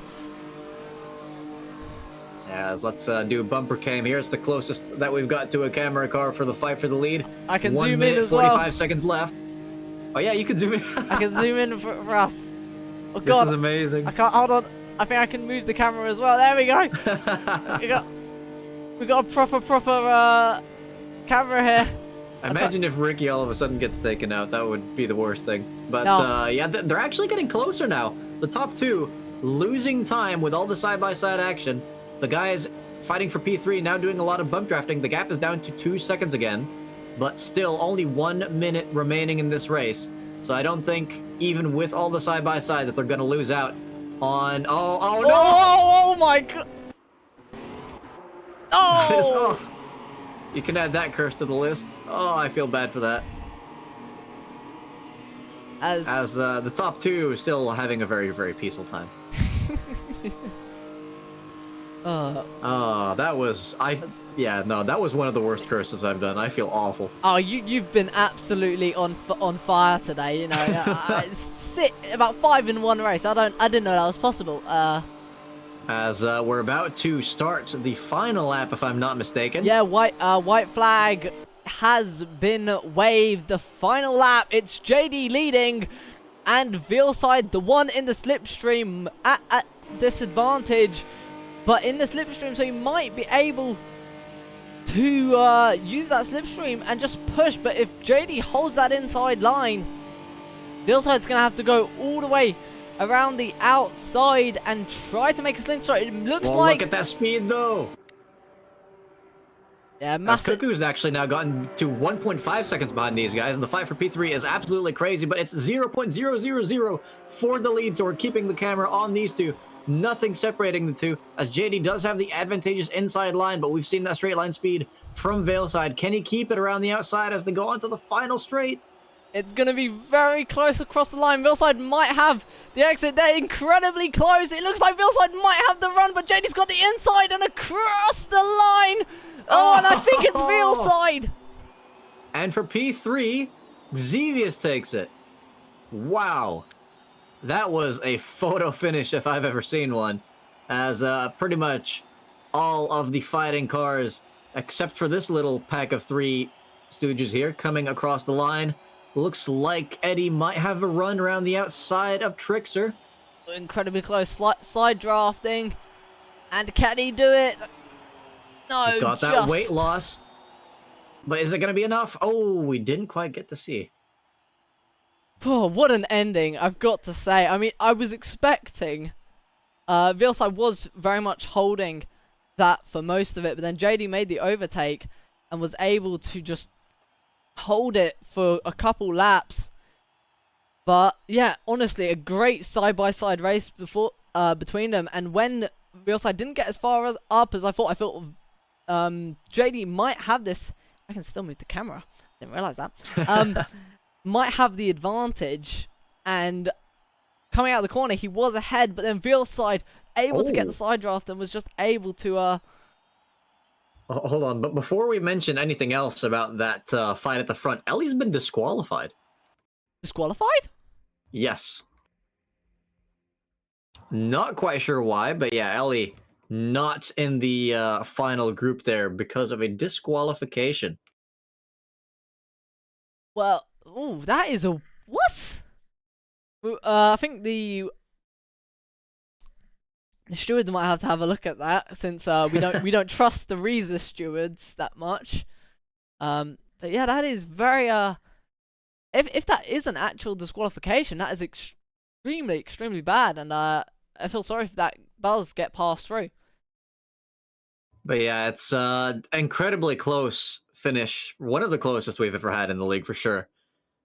Did JD get robbed? I think he probably could have won if he'd forced Veilside to the outside a bit more.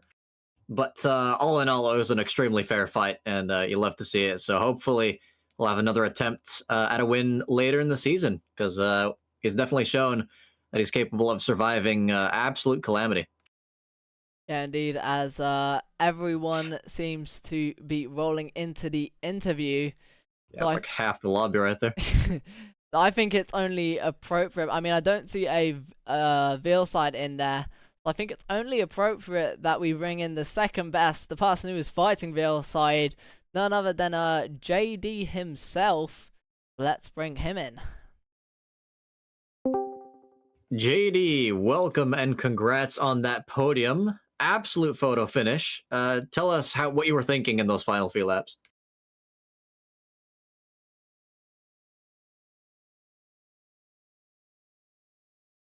We cannot hear you in case you are speaking, just to let you know.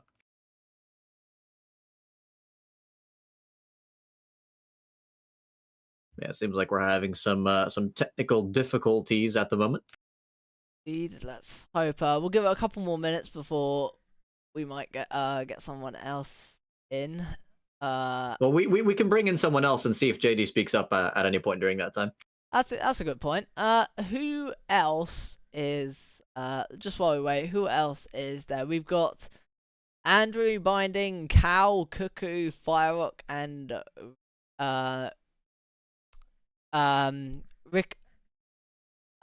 Riccio. Sorry. Yeah, let's bring in Ricky, because I think they definitely had a bit of a high profile race. Ricky, welcome. Very good qualifying effort, and you were definitely up there in the fight for the lead positions quite a few times, it seemed, but a bit of an incident there at the end. Can you tell us what happened? Yeah, hello. In the I was in third position, and somebody behind me pushed my back in the inner side of the track, and the front goes outside. And on the outer lane there were cars, but that was not my fault. And the quali was yeah, it was not cheating, but I pushed the tire pressure higher with hot tires, so it was a try to lower the rolling resistance. Wait, so you manually heated them up by weaving, or did you do something physical to them? Braking and full throttle in lower gears. Oh, fascinating. That's actually a very interesting strategy. The brake disc has 700, 800 degrees. So I reached 2.3 bar tire pressure, one full lap to get the speed. And the second lap was 1 kilometer per hour in every straight, more than the fastest lap up to this moment. Well, first and foremost, upon hearing that, I'd like to congratulate you for having big enough of a brain to come up with something like that. Yeah, And thank two, to say that it's very, very sportsmanlike of you as well to share that with everyone, because now we might see some other people doing that in the next few races as well. My teammate says, Johannes says, don't tell anybody. Yeah, it was a good trick. But speaking of JD, though, is he having mic issues, or are you able to convey his message to us for the interview? He don't like so much to speak in English. It's not our speech. I asked him. Here he is. He can say a thing. I mean, if it is easy, we don't mind if you want to use the chat in the commentary. I think we occasionally did that for Matt's once, because then Matt's doesn't talk. Well, I'm looking in there right now, and all I can see is a GIF and me saying "yeet" well over a year ago. But yeah, JD, if you want to say anything, I think you definitely had an interesting race, so you can maybe send Ricky a message, and he can let us know what you want to say. But yeah, it's been a pleasure to watch your battle for the lead for sure.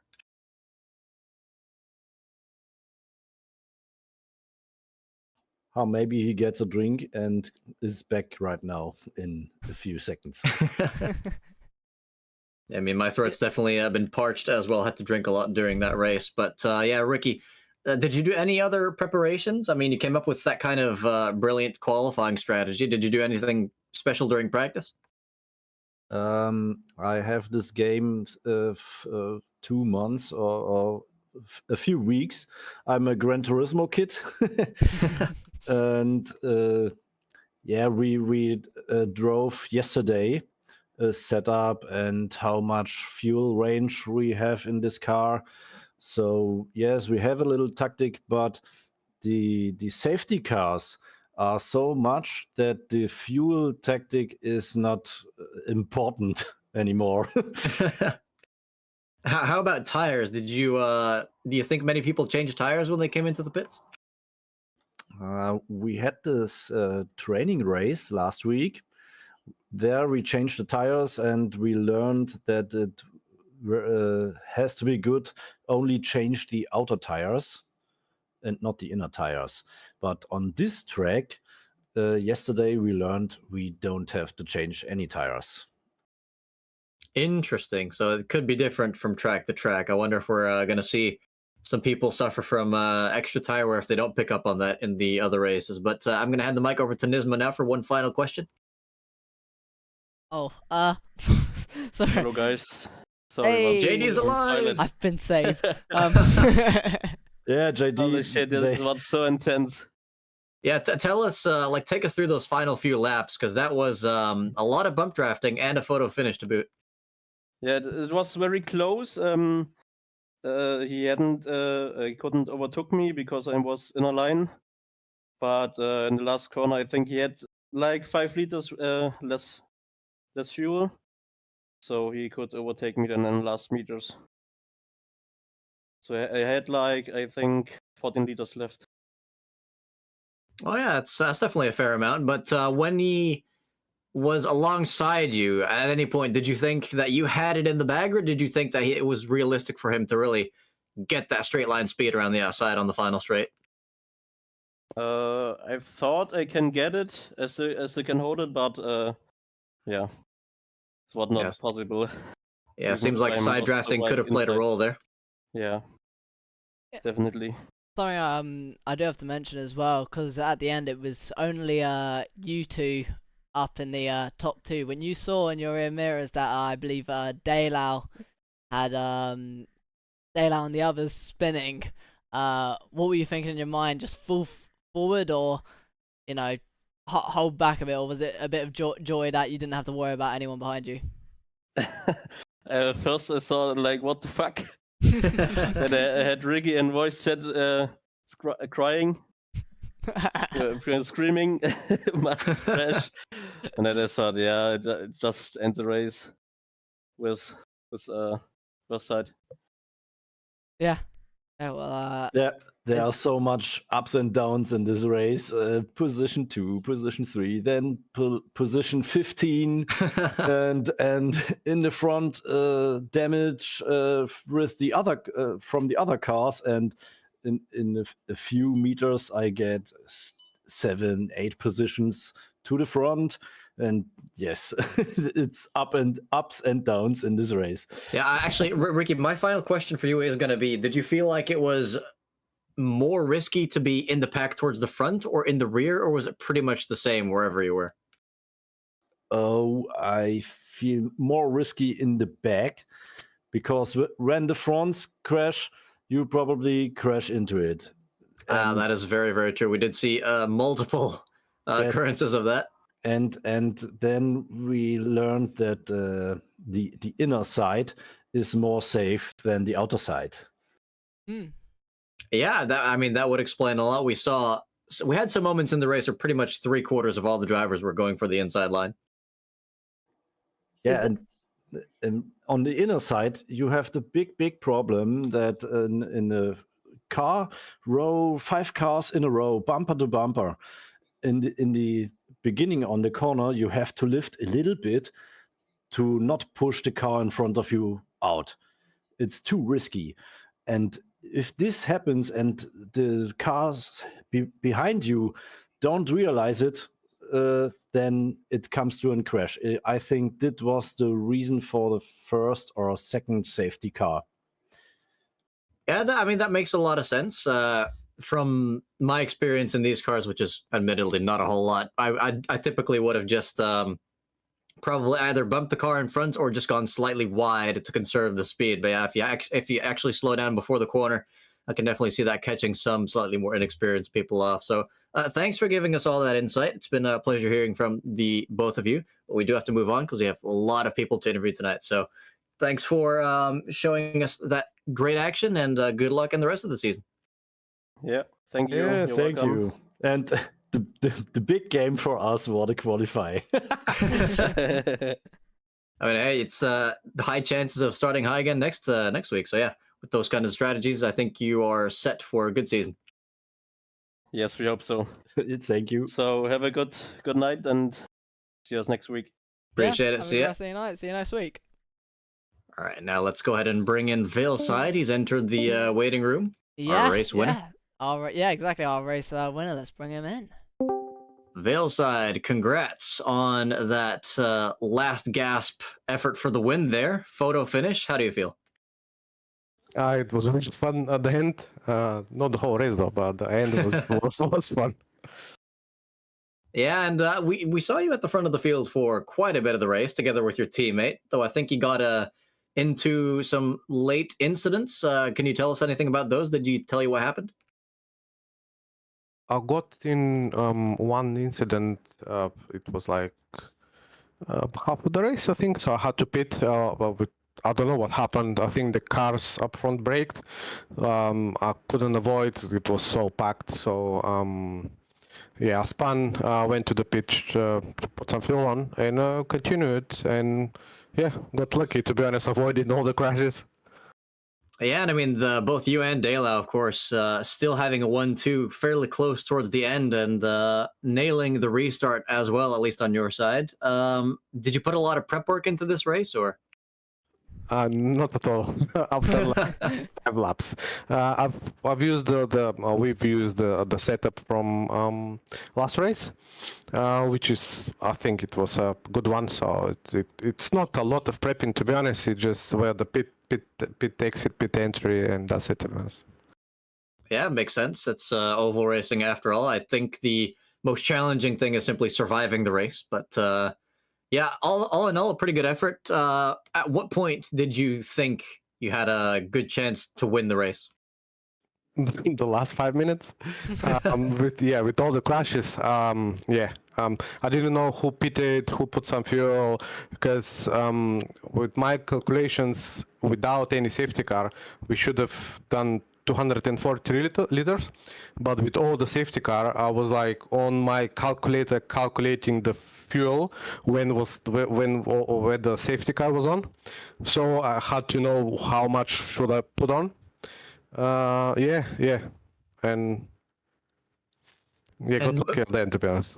and when did you decide to make your move, that move around the outside, instead of maybe trying to shove a nose in on the inside?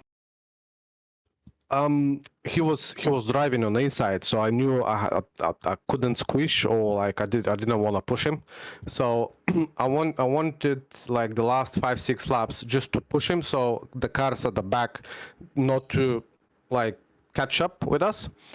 So we had. So we had I think you're cutting out there. Yeah, sorry. So we had like 2 seconds gap with him, so I kept trying on the outside, so I wanted to see which car is gonna be in front on the finish line. So that's why I kept the outside line. So I'm gonna be like a couple of meters in front, or if he keeps the inside line. So yeah, I kept the outside. I saw on the like almost last lap I'm losing momentum a bit, so I backed off. Went at the back of him, so at least gained some speed on the second to last corner. Yeah, I went outside as well and got the win. Yeah, and I mean, it was definitely a good strategy towards the end there, but when you were going side by side towards the line, it definitely seemed like you guys were quite even on speed. Do you think it was mostly side drafting that got you the win there, or? I don't know, to be honest. I think the actual corner is you get more speed when you go wide. So basically, when you open the corner. Interesting. So, Okay. Yeah. So that's where you gain like 1-2 kilometers per hour more. Yeah. And that's all I needed in the end. I think winning by just about 27 milliseconds. So Yeah, one of the it closest was finishes fun. we've had at MSR for sure. It was a pleasure to watch you recover back from P17, as I've just seen on the screen, back to P1. And yeah, I mean, if you can do that, I think that's a good sign for things to come in the next few races as well. Yeah. Thank you. I don't have any experience with oval, so yeah, it was a good one. And wins the first points paying race with the oval. So yeah, I think you've maybe discovered a hidden talent of yourself there. But yeah, Nismo, any more questions for Veilside? Yeah, just quickly on that topic of being towards the back, because I believe getting into an incident with your teammate and then a small incident with either Binding or Andrew, putting you, believe, P17 at the back. What was running through your mind, and what was the mindset? Was it, okay, I'll play a bit safe, or was it, I'll go twice as hard to try and get it to the front? I saw a spin, so I thought I'm gonna lose too much time, so I went to pit, and I thought, well, if I manage to catch 1 or 2 cars, so I can get to the back of the pack, and when they gonna pit, I can like gain some spaces. I won't be first, but like, and I got really lucky that on the same lap that I went out of the pits, it was safety car, so I could have overtook the whole field and get to the back, which helped a lot, to be honest. Yeah. And yeah, after that, I didn't want to push. I didn't, because I know some of the guys might have a fuel problem. So I wanted to stay at the back in like the last 10 minutes push, but not the whole time. Yeah, and I think your methodology definitely ended up working out in the end. So looking forward to seeing you and Daylau try and get a 1-2 sometime this season, and wish you the best of luck. Thank you. Have a good one. Enjoy that win. Now let's see, who do we bring in next? Well, I think let's see who finished highest. So I think, looking at the timing sheet, I think we should bring in Cuckoo next. We should probably bring Cuckoo and Binding at the same time, to be fair. Well, Well, should we bring them in then? But the Yes. the duo. The Beef Bros, yes. Oh, hello. Oh God. Hello. They can't get away with live streaming in there for too long. Oh. I'm gonna fucking cry. I am going to lose my shit. Well, before you lose your shit binding, Cuckoo, tell us how it feels to finish P4. Fuck you. It feels really good, and at the same time, so sour that it was so close to having that P3. Because- Yeah, I do remember last time we checked up on you, you were in fact still in P3 with I think like about a corner to go or something. Yeah, it was on like the final straight. Xevious just slightly pulled ahead of me. I couldn't do anything because he had the slipstream. So Was he around the outside or was it the inside?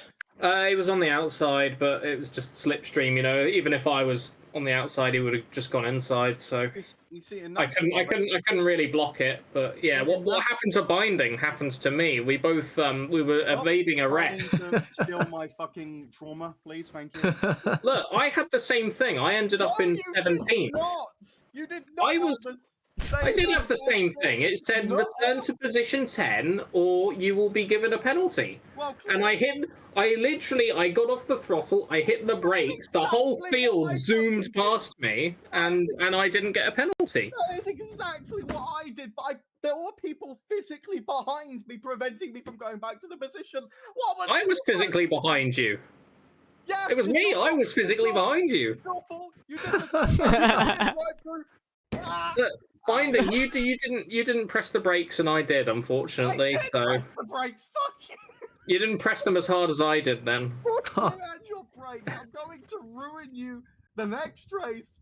I'm going to throw down. I'm going to set up a boxing ring in the middle of a track. I'm going to. Sounds like a Class D penalty. I'm not sure you're allowed to set up a chicane in the middle of the track, to be I honest. mean, that's just how I am normally. I'm always a mobile chicane. He's clearly he's missing the road racing. He wants to turn right a bit. Oh, So, Jesus, but Binding, I have a question for you as well. What's up? What's up? Binding. How many minutes did you enjoy the race for? I was enjoying it until the last 5, where I avoid an accident, and the game's just like. Actually, no, fuck you. Go back to this position immediately, you piece of shit. How fucking dare you? It was with about 8 minutes to go. It was just after the last safety car. More or We less, had the same thing. Okay, I get it. We had the same thing, and you avoided it. Can you let me have this? No, I don't think I can. Let me be sad, damn it. This is the one time a week I get to vent my frustrations at 2 dumbasses that listen to me. Let me have this. I think that's very offensive to our commentators. I think they would agree with me. I think we're more like therapists at this point. Okay. Oh my goodness. Well, I you just want to like say, well, that's confidential. But Coco, I do just want to say the main reason why you did not get a podium tonight is probably because yours truly was racing with us. The good luck only comes when Binding's not here. You know this. Yeah, true. I mean, to be honest, even P4, I'm pleasantly surprised with, because obviously I had an incident earlier with Andrew that put me just completely out of it with no slipstream or anything. So I was thinking, well, I'm just going to drop off now. I got lucky with that safety car, and I was thrown a second chance, and then obviously I had the thing with Binding where we both got penalty warnings for overtaking off track, avoiding a big crash, and then that put me down to 17th with about 7 minutes to go or something. So I thought, well, that's it then. Any chance of the top 10 is gone. And then 5 minutes later, I'm in 3rd place. So it was a bit of a wild 10 minutes. You have no absolutely. idea how bitter I was looking at the leaderboard and seeing your name in 3rd. I was looking like, oh my fucking, I could have been up there. Well, I mean, it could still be that I get the 3rd place, because I think someone had an issue with Xevious in the race. So you never know. It might still happen. I'm gonna actually just straight up retire if you do. I'm not even, not just from this league. I'm going to throw my wheel out a fucking window. Can you record it? Yeah, just for you. Okay, enough of me yelling. So I'm not entirely sure how to feel about the drive-through. Obviously, it's just the game. Because technically I did go off track and gain position, but that was because I was trying to not get fucking railed. which Right. is usually a good reason. But then again, NASCAR in real life would also probably give me a penalty for that because they're a bunch of cunts. Sorry for swearing on stream. I know there's a bunch of petulant children in the chat. Namely Andrew. He's probably fucking listening to this right now, right? It's just recording all the emotional damage that you can get away with for you. I do have another question for the two of you, though, because we are still doing an interview here. With all these safety cars and those safety cars effectively neutralizing the consequences of a lot of the incidents, do you think we're going to see a lot of incidents reported that didn't cause safety cars, or do you think that they're going to be...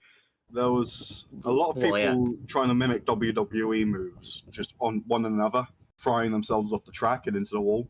I guess like my question is, the safety car ones are going to get reported no matter what because they caused the safety car. But the ones that didn't cause the safety car, which there were a fair few of, do you think those are going to get reported even though we had so many neutralizations? I think some of them definitely will be. Martin, I was answering your goddamn question. Yeah, but I phrased it incorrectly. You can answer it again. I'm going to okay, yeah, there's going to be incidents that are going to get reported past the safety car. Yes. I'm hoping that the next couple of races won't be so fucking luck-based because are they super speedways? Let me fucking check the calendar real quick. Jakarta I think most oval races are luck-based, to be fair. No, not even remotely. How dare you? Sorry, Jakarta I still can't. Hold on. Czech Republic? Hold on. Holy Let me get it. You'll hear it on stream. Trans. Aha, there it is. Google Translate. One sec. Okay, let's see here. Round 2 is. I'm not even going to try and pronounce that. Let me just go see what it looks like in game. Well, that's what Nismo's putting into Google Translate right now. Okay, Gateway. I think Gateway is pretty short. Indianapolis is going to be I don't think it'll be a wreck fest, but it'll definitely be a bit more dicey than other ones. All right, here we go. Jacarepagua. Oh, that is not how you say that. That did not sound in Discord, Nismo. I mean, you're Go gonna on, pronounce it. Pronounce it. Go on. Well, according to I don't trust this. Jacarepagua. What are we pronouncing? The track from round 2. Hold on. If I try, I'll try it. Jacarepagua. I'll try. See, I tried it in English and it said Jackie Jackie X?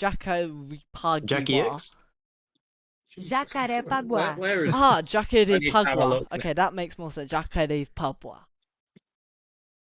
This isn't a fucking. Where is the? Oh, there's the oval. Someone out there is violently cringing. Okay, so must, what I'm gathering from this oval, it's pretty sure. Let me go see how the turns are real quick.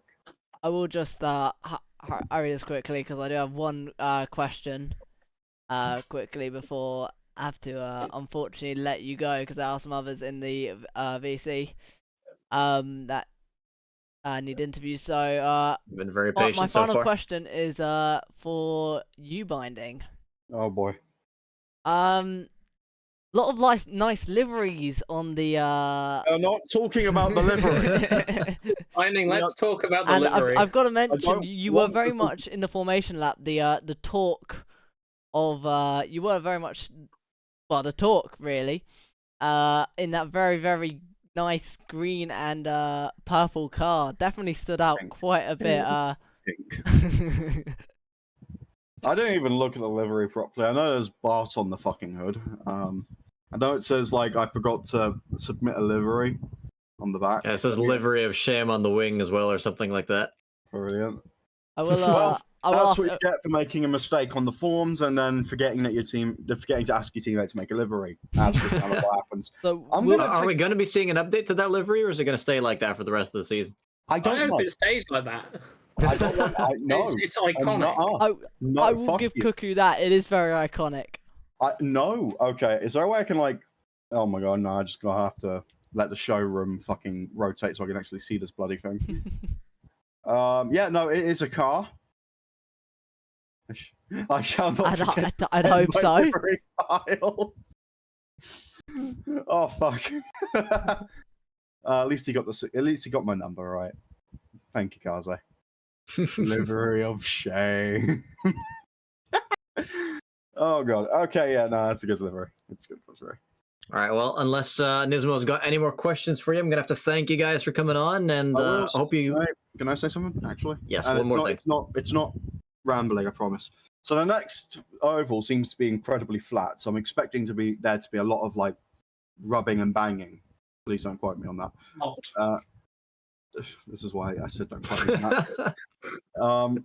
It's incredibly flat. That's what I'm trying to say. So it's going to be. I don't think it'll be as like messy as Daytona. I don't think it'll be like cataclysmic. But I feel like there'll be a lot more individual incidents. But I guess we'll see. That we will. Any closing statements from you, Cuckoo? I don't know really. It was just It was very, very eventful. I didn't expect quite as many safety cars as we had. I was expecting I'm more. just glad my PC didn't crash this time, which is definitely an upside. I made it through the whole race this time. Yeah, it's a lot of other things that crashed instead. And on that note, I'm gonna crash you guys out of this interview and look forward to seeing you guys on track next week. Tell Andrew he's a hoe. We'll carry the message. Very rude, Binding. Tell Mia she's a hoe as well. I'm right here. Oh. All right, we'll see you guys You're a hoe. next week. All right, I'll see you guys in a bit. See you next week. Toodles. All right, now are we bringing in Cow next? They finished P5. Yeah, let's bring in the cow. No, sorry, I mean cow, not the cow. Just cow. My bovine brother, holy cow, you finished P5. How was that race? Pretty miserable, to be honest. It did look like you were stuck at the back there for quite some time, but with all those safety cars, able to claw your way back up. How many incidents did you get involved in? I mean, I think 5, but 5 or 6, but there was 2 major ones. There was one 50 minutes in, when I was fighting for the lead, when Exevius just cut across me and Mammoth, and I fortunately came through unscathed. They did not, but that did drop me back, and that allowed for me to get involved in the next crash, where I'm pretty sure Eddie turned across 2 other people. And that one, I also escaped unscathed. Unfortunately, I did go under the apron to avoid the wreck, and the game said, okay, you have to get back positions. So I had to serve a drive-through for avoiding a wreck. Yeah, you're not the only one, apparently, so that's hopefully not an issue we'll see too many more times. Hopefully not, especially on wider tracks or tracks where it's harder to avoid. It definitely sounds like you've got some beef to settle, though. Are you going to be reporting any of those incidents to the stewards? I think I might. It was pretty, like, looking back on the replay, it doesn't look very pretty. It's kind of hard to excuse. Because that, if what you say is correct, then if Exevius gets a penalty, we could be seeing a change on the podium as he finished P3. Yeah, that'll be interesting.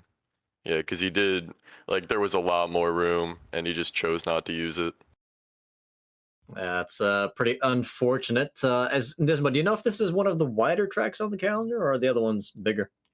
Well, wideness-wise, I would say this would be about average on the wide scale, at least from memory.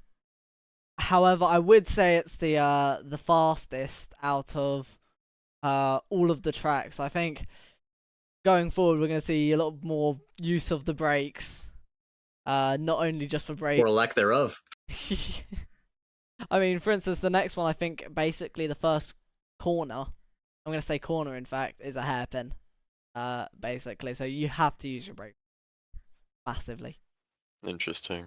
Yeah, for running in the back, like, we were running a different strategy, so when everyone else did finally choose to pit, it did put us provisionally in first, and then, of course, there was more shenanigans that dropped us back, and we came back, and we dropped back, just like everyone else. No one really stayed in one place during the race.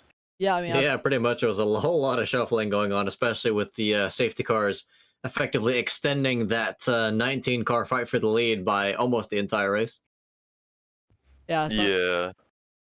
Something I do got to mention is you and your teammate Firerock sticking to each other like glue though throughout the entire race pretty much.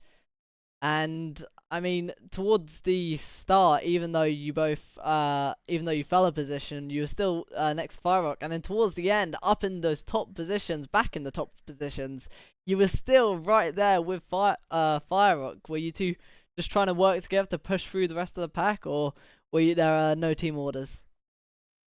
I mean, when we were together, there was team orders, but it wasn't like if one of us was apart from the other, we would try and catch up or fall back to stick together. But yeah, at the beginning, we did fall back because, like, again, we were on a different strategy. So everyone was going a good bit faster than us. And then at the end, we just happened to be together and it worked out. Yeah, and I'm guessing Fire Rock got himself into quite a few incidents as well, because I just looked at the pit stop indicator, and it looks like both of you share the record for most pit stops in this race, which is 4. Yeah, we both pit a lot, but it was never for repairing damage. Oh, really? No, with all those incidents? Yep. Remarkable. I got 1 bumper damage near the end of the race, but that was it. Yeah, that is. I mean, we did see some people smack into the wall at probably 500 Gs and not pit afterwards. So I guess damage was quite lenient in this race. But yeah, Nisma, do you have any more questions for Cal? Well, just one final one to finish it off. Opinions on the livery. I've got to ask, because I think Ultimate K's made yours, if I'm not mistaken. Yeah, he did make it. It's not bad. I like it. Very I can hear you fitting for an smiling oval there. series. I did. I think during the stream I did mention. In fact, it must have been during. Was it qualifying? I think I mentioned the juicy burger on the side. Very scrumptious indeed. Yeah. Yeah. But.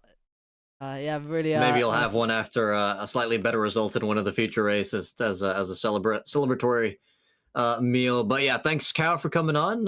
Hopefully you guys have some better luck next time, although still a pretty solid result points-wise, so looking good in the standings. And yeah, have fun this season. Yeah, I think we're top in points, so hopefully we can continue the momentum. Yeah. Well, I guess we'll hopefully see you further up the points next time then. We shall see when it's less of a roll of the dice. Alright, until next time then. See ya. All right, now we've just got Andrew and Daylau left. Since we have a message for Andrew that we're going to have to relay, let's bring in Daylau to make sure he doesn't leave us due to the long wait. Yeah, I completely agree. I think we should bring Daylau, so let's do that now. Daylau, welcome. Not the ideal result, but definitely a lot of action there with your teammate in the top positions for quite some time again. What happened towards the end there? Yeah, so me and Andrew were going side by side, and I think it was someone else, and we were going pretty wide. And that guy who was on the inside line just didn't turn and took us both out while we were going for like P3. So yeah, finished P9. Really disappointing because could have won that race, but yeah. Yeah, absolutely. That sandwich with your teammate and JD lasting for a good number of laps. Still, though, top 10 finish. I think we've seen some people who got off a bit worse after late crashes, so a bit of damage limitation, and the pace seems to be there for this format pretty much. I think you've been doing well on every oval we've seen you on so far, so I think, especially for the team standings, you guys are quite set. I mean, I think it's going to be like this. Vale side is going to be the good guy. He's just like slowly going up the field, just going to the front. And I'm just the bad guy. I just don't care about other people. If I don't like them, I push them a bit, to get my position. And I just go for it. I don't freaking care if I crash out, but I will just be so aggressive if I crash out. So yeah, because I was like P1 like 2 times, I think, and I was just like crashed out, and I just came back up the field and got crashed out again. So I don't know. Yeah, admittedly, it is pretty frustrating. But with all those safety cars that ended up coming into this race, do you think there's a chance that any of the future races will be like that as well, or do you think people will tone it down a bit for the next few? I mean, I don't know, but like with 10 minutes to left, I came back from 18th to 3rd. So I think it's not a matter of like how many people turn up. It's just a matter if they don't crash me out one time. And I guess I also killed a few, but it doesn't matter because it's me. I can. Do you think we might see some tickets about that, or do you think No, you might have no got way, away no with it? way, no way. I'm never at fault. Like Oh. our guys are just horrendous. I'm always perfect. I'm just, I'm just. Well, that is definitely the kind of confidence that some top tier drivers out there have for sure. Nisma, do you have any more questions for Daylau before we move on to the final interview for the night? No, none from me. Yeah, just really good race start and a very good comeback, but yeah, just a very unfortunate ending to your race. Yeah, that's the point. Like I don't know. Like my teammate says I squeezed them. I say I don't, and yeah, I think it's going to be interesting, like to be teammates with Vale side, because I don't think he views it like the same. He like views it like the opposite from how I do. Oh, so there is some intra-team beef there. Yeah, if I take him out, it's his fault. I mean, that is the golden rule of racing, to not take out your own teammate, but I suppose we still have a couple of races to watch that happen or not happen, and yeah, we'll just have to wait and see. But yeah, wishing the both of you good luck. I think it's definitely team-wise a strong driver combo, so could be putting up a good fight for the team's championship and potentially drivers too if you manage to stay out of trouble. So yeah, Dayla, have a good one next week, and wish you all the best. Thank you. Bye. All right, now we have Andrew left. Let's go ahead and bring in the man. Now. Welcome, Andrew, and thank you for your patience. Nismo wants to tell you something. Yeah, go on. Huh? Oh, God. There was a message, wasn't there? I forgot. Yes. Okay. Binding wanted me to tell you something very interesting. Is it something about being a prostitute? So, you know what? I can't properly remember it, but it was definitely along those lines. Well, he forced me into sexual slavery. It is Huh? what it is. Yep. So, okay. Forget the tinfoil hat. These are full-on allegations right here. No allegation, just facts, man. That took a turn that I was not expecting whatsoever in this interview. Never accept a drink from Binding, boys. Oh boy! Well, tell us about the race that you accepted to participate in. How did that go? It was fucking awful, man. Am I allowed to swear? I just did. Yeah. I mean, you're probably not going to reach Binding's swear count anytime soon. Yeah, I mean, I was showing my true self today, that being a fucking clown. Oh. Yeah, not good. Well, you finished, let's see, wait, where did you finish? Oh, P11. I don't think it really matters, because quite frankly, I should be disqualified from the results. Whoa, what exactly did you do? I managed to kill Ellie behind a safety car. Wait, are you the reason Ellie got disqualified? No, it was earlier on in the race, but I Dale Earnhardted her, It was really bad. Behind a safety car, just to compound the misery. Well, good thing that we all have digital hands devices these days, but yeah, any other highlights to your race that were maybe not quite as awful? No. No, there wasn't. I was making my way up to the front after the final safety car. I was going for that podium, and then I got fucked up. Yeah. Who do you think caused that incident?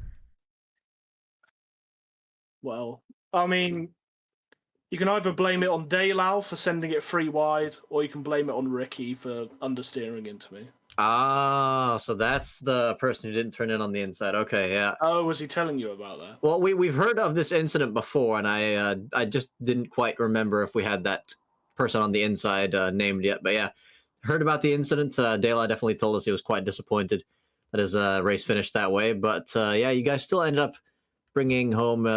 Nisma, how many points do you get for P9 or P? I believe P9 and 11. Yeah, so for P9 and 11, it would be 12 points for P9 and 10 points for P11. Yeah, so definitely still a healthy haul of points. Disqualify me. I don't want the points. Well, you could always raise a ticket about yourself to the stewards if you really wanted to. Wouldn't be the first time, strangely enough. Ah. But well, hey, that's the mark of an honest man, and I respect that. We'll skip that story. I don't want to get banned from the community. Oh, no. Does that story have anything to do with binding by any chance? No, it does have to do with mats though. Oh, With That's mats, what it okay, says. interesting. Maybe he can tell it to you sometime, because I'm definitely not. Maybe when he comes back after he recovers from surgery. But yeah, Andrew, is there anything else you'd like to say to the adoring 8 fans who are still watching? Just stay away from me. No good will come of me. Just leave. All right, well, I guess to ensure everyone's safety, I'm going to have to end the interview there. Thanks for coming on, Andrew. It's been a pleasure, and hope you have a better race next week. Godspeed. Have a good one.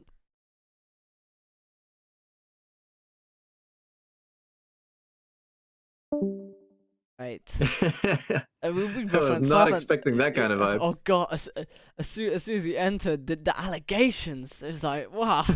Normally you're the one making the tinfoil hat things. To be honest, I did put my tinfoil hat, but today you've been extra atrocious, Martin. Normally it's me doing the devil's work of cursing people, and when I say cursing people, I mean you literally summoned curses.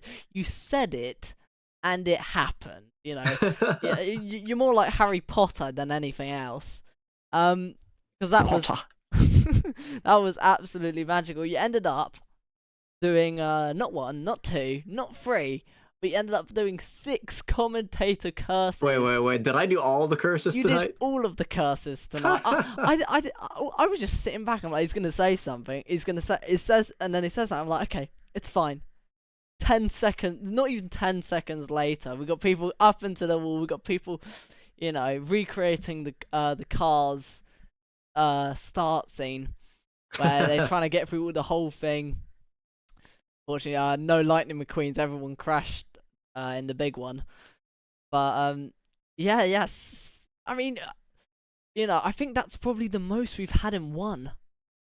I think it's the most we've had from one commentator in one race. I don't think that beats the record for most curses in a single race. I mean, we have 4 more events.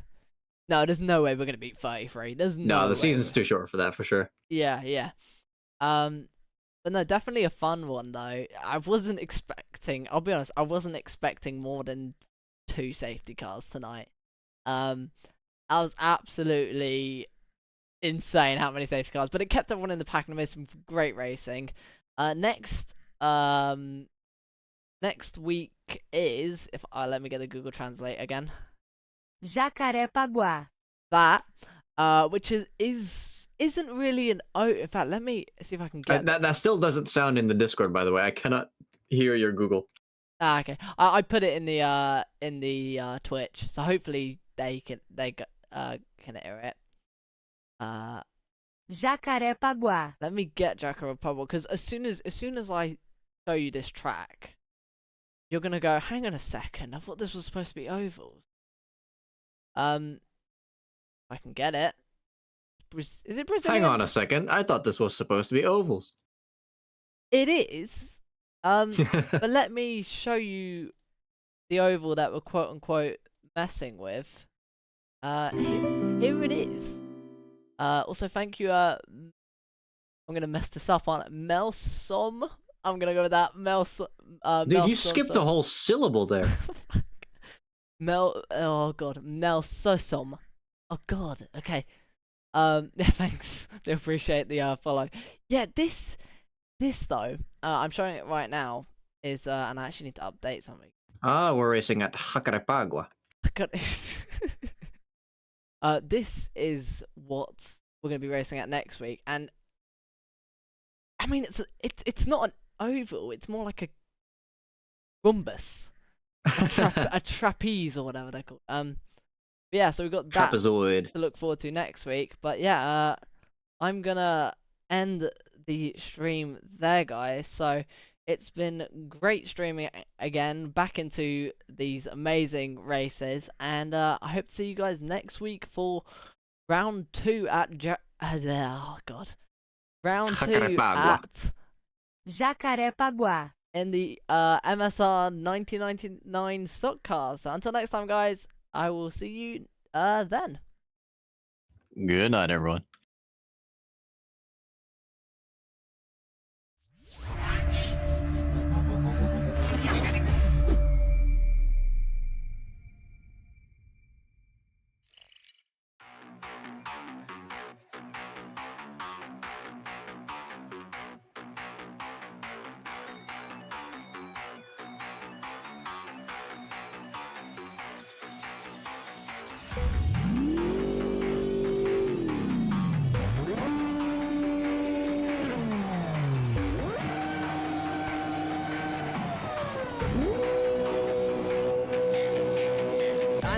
off. Green flag racing. Matt's getting an amazing start. Ultimate Case actually catching speed, napping. Matt getting the jump on his teammate down the inside.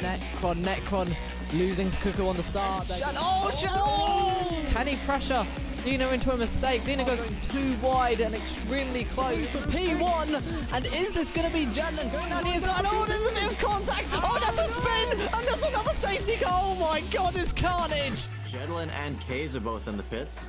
Fennec, Exus, and Dean are all coming in as well. It'll be very tight if he still wants to make it to the back of this pack, but in the meantime, we do have everyone out of the pit, so we're probably going to get going on this next lap.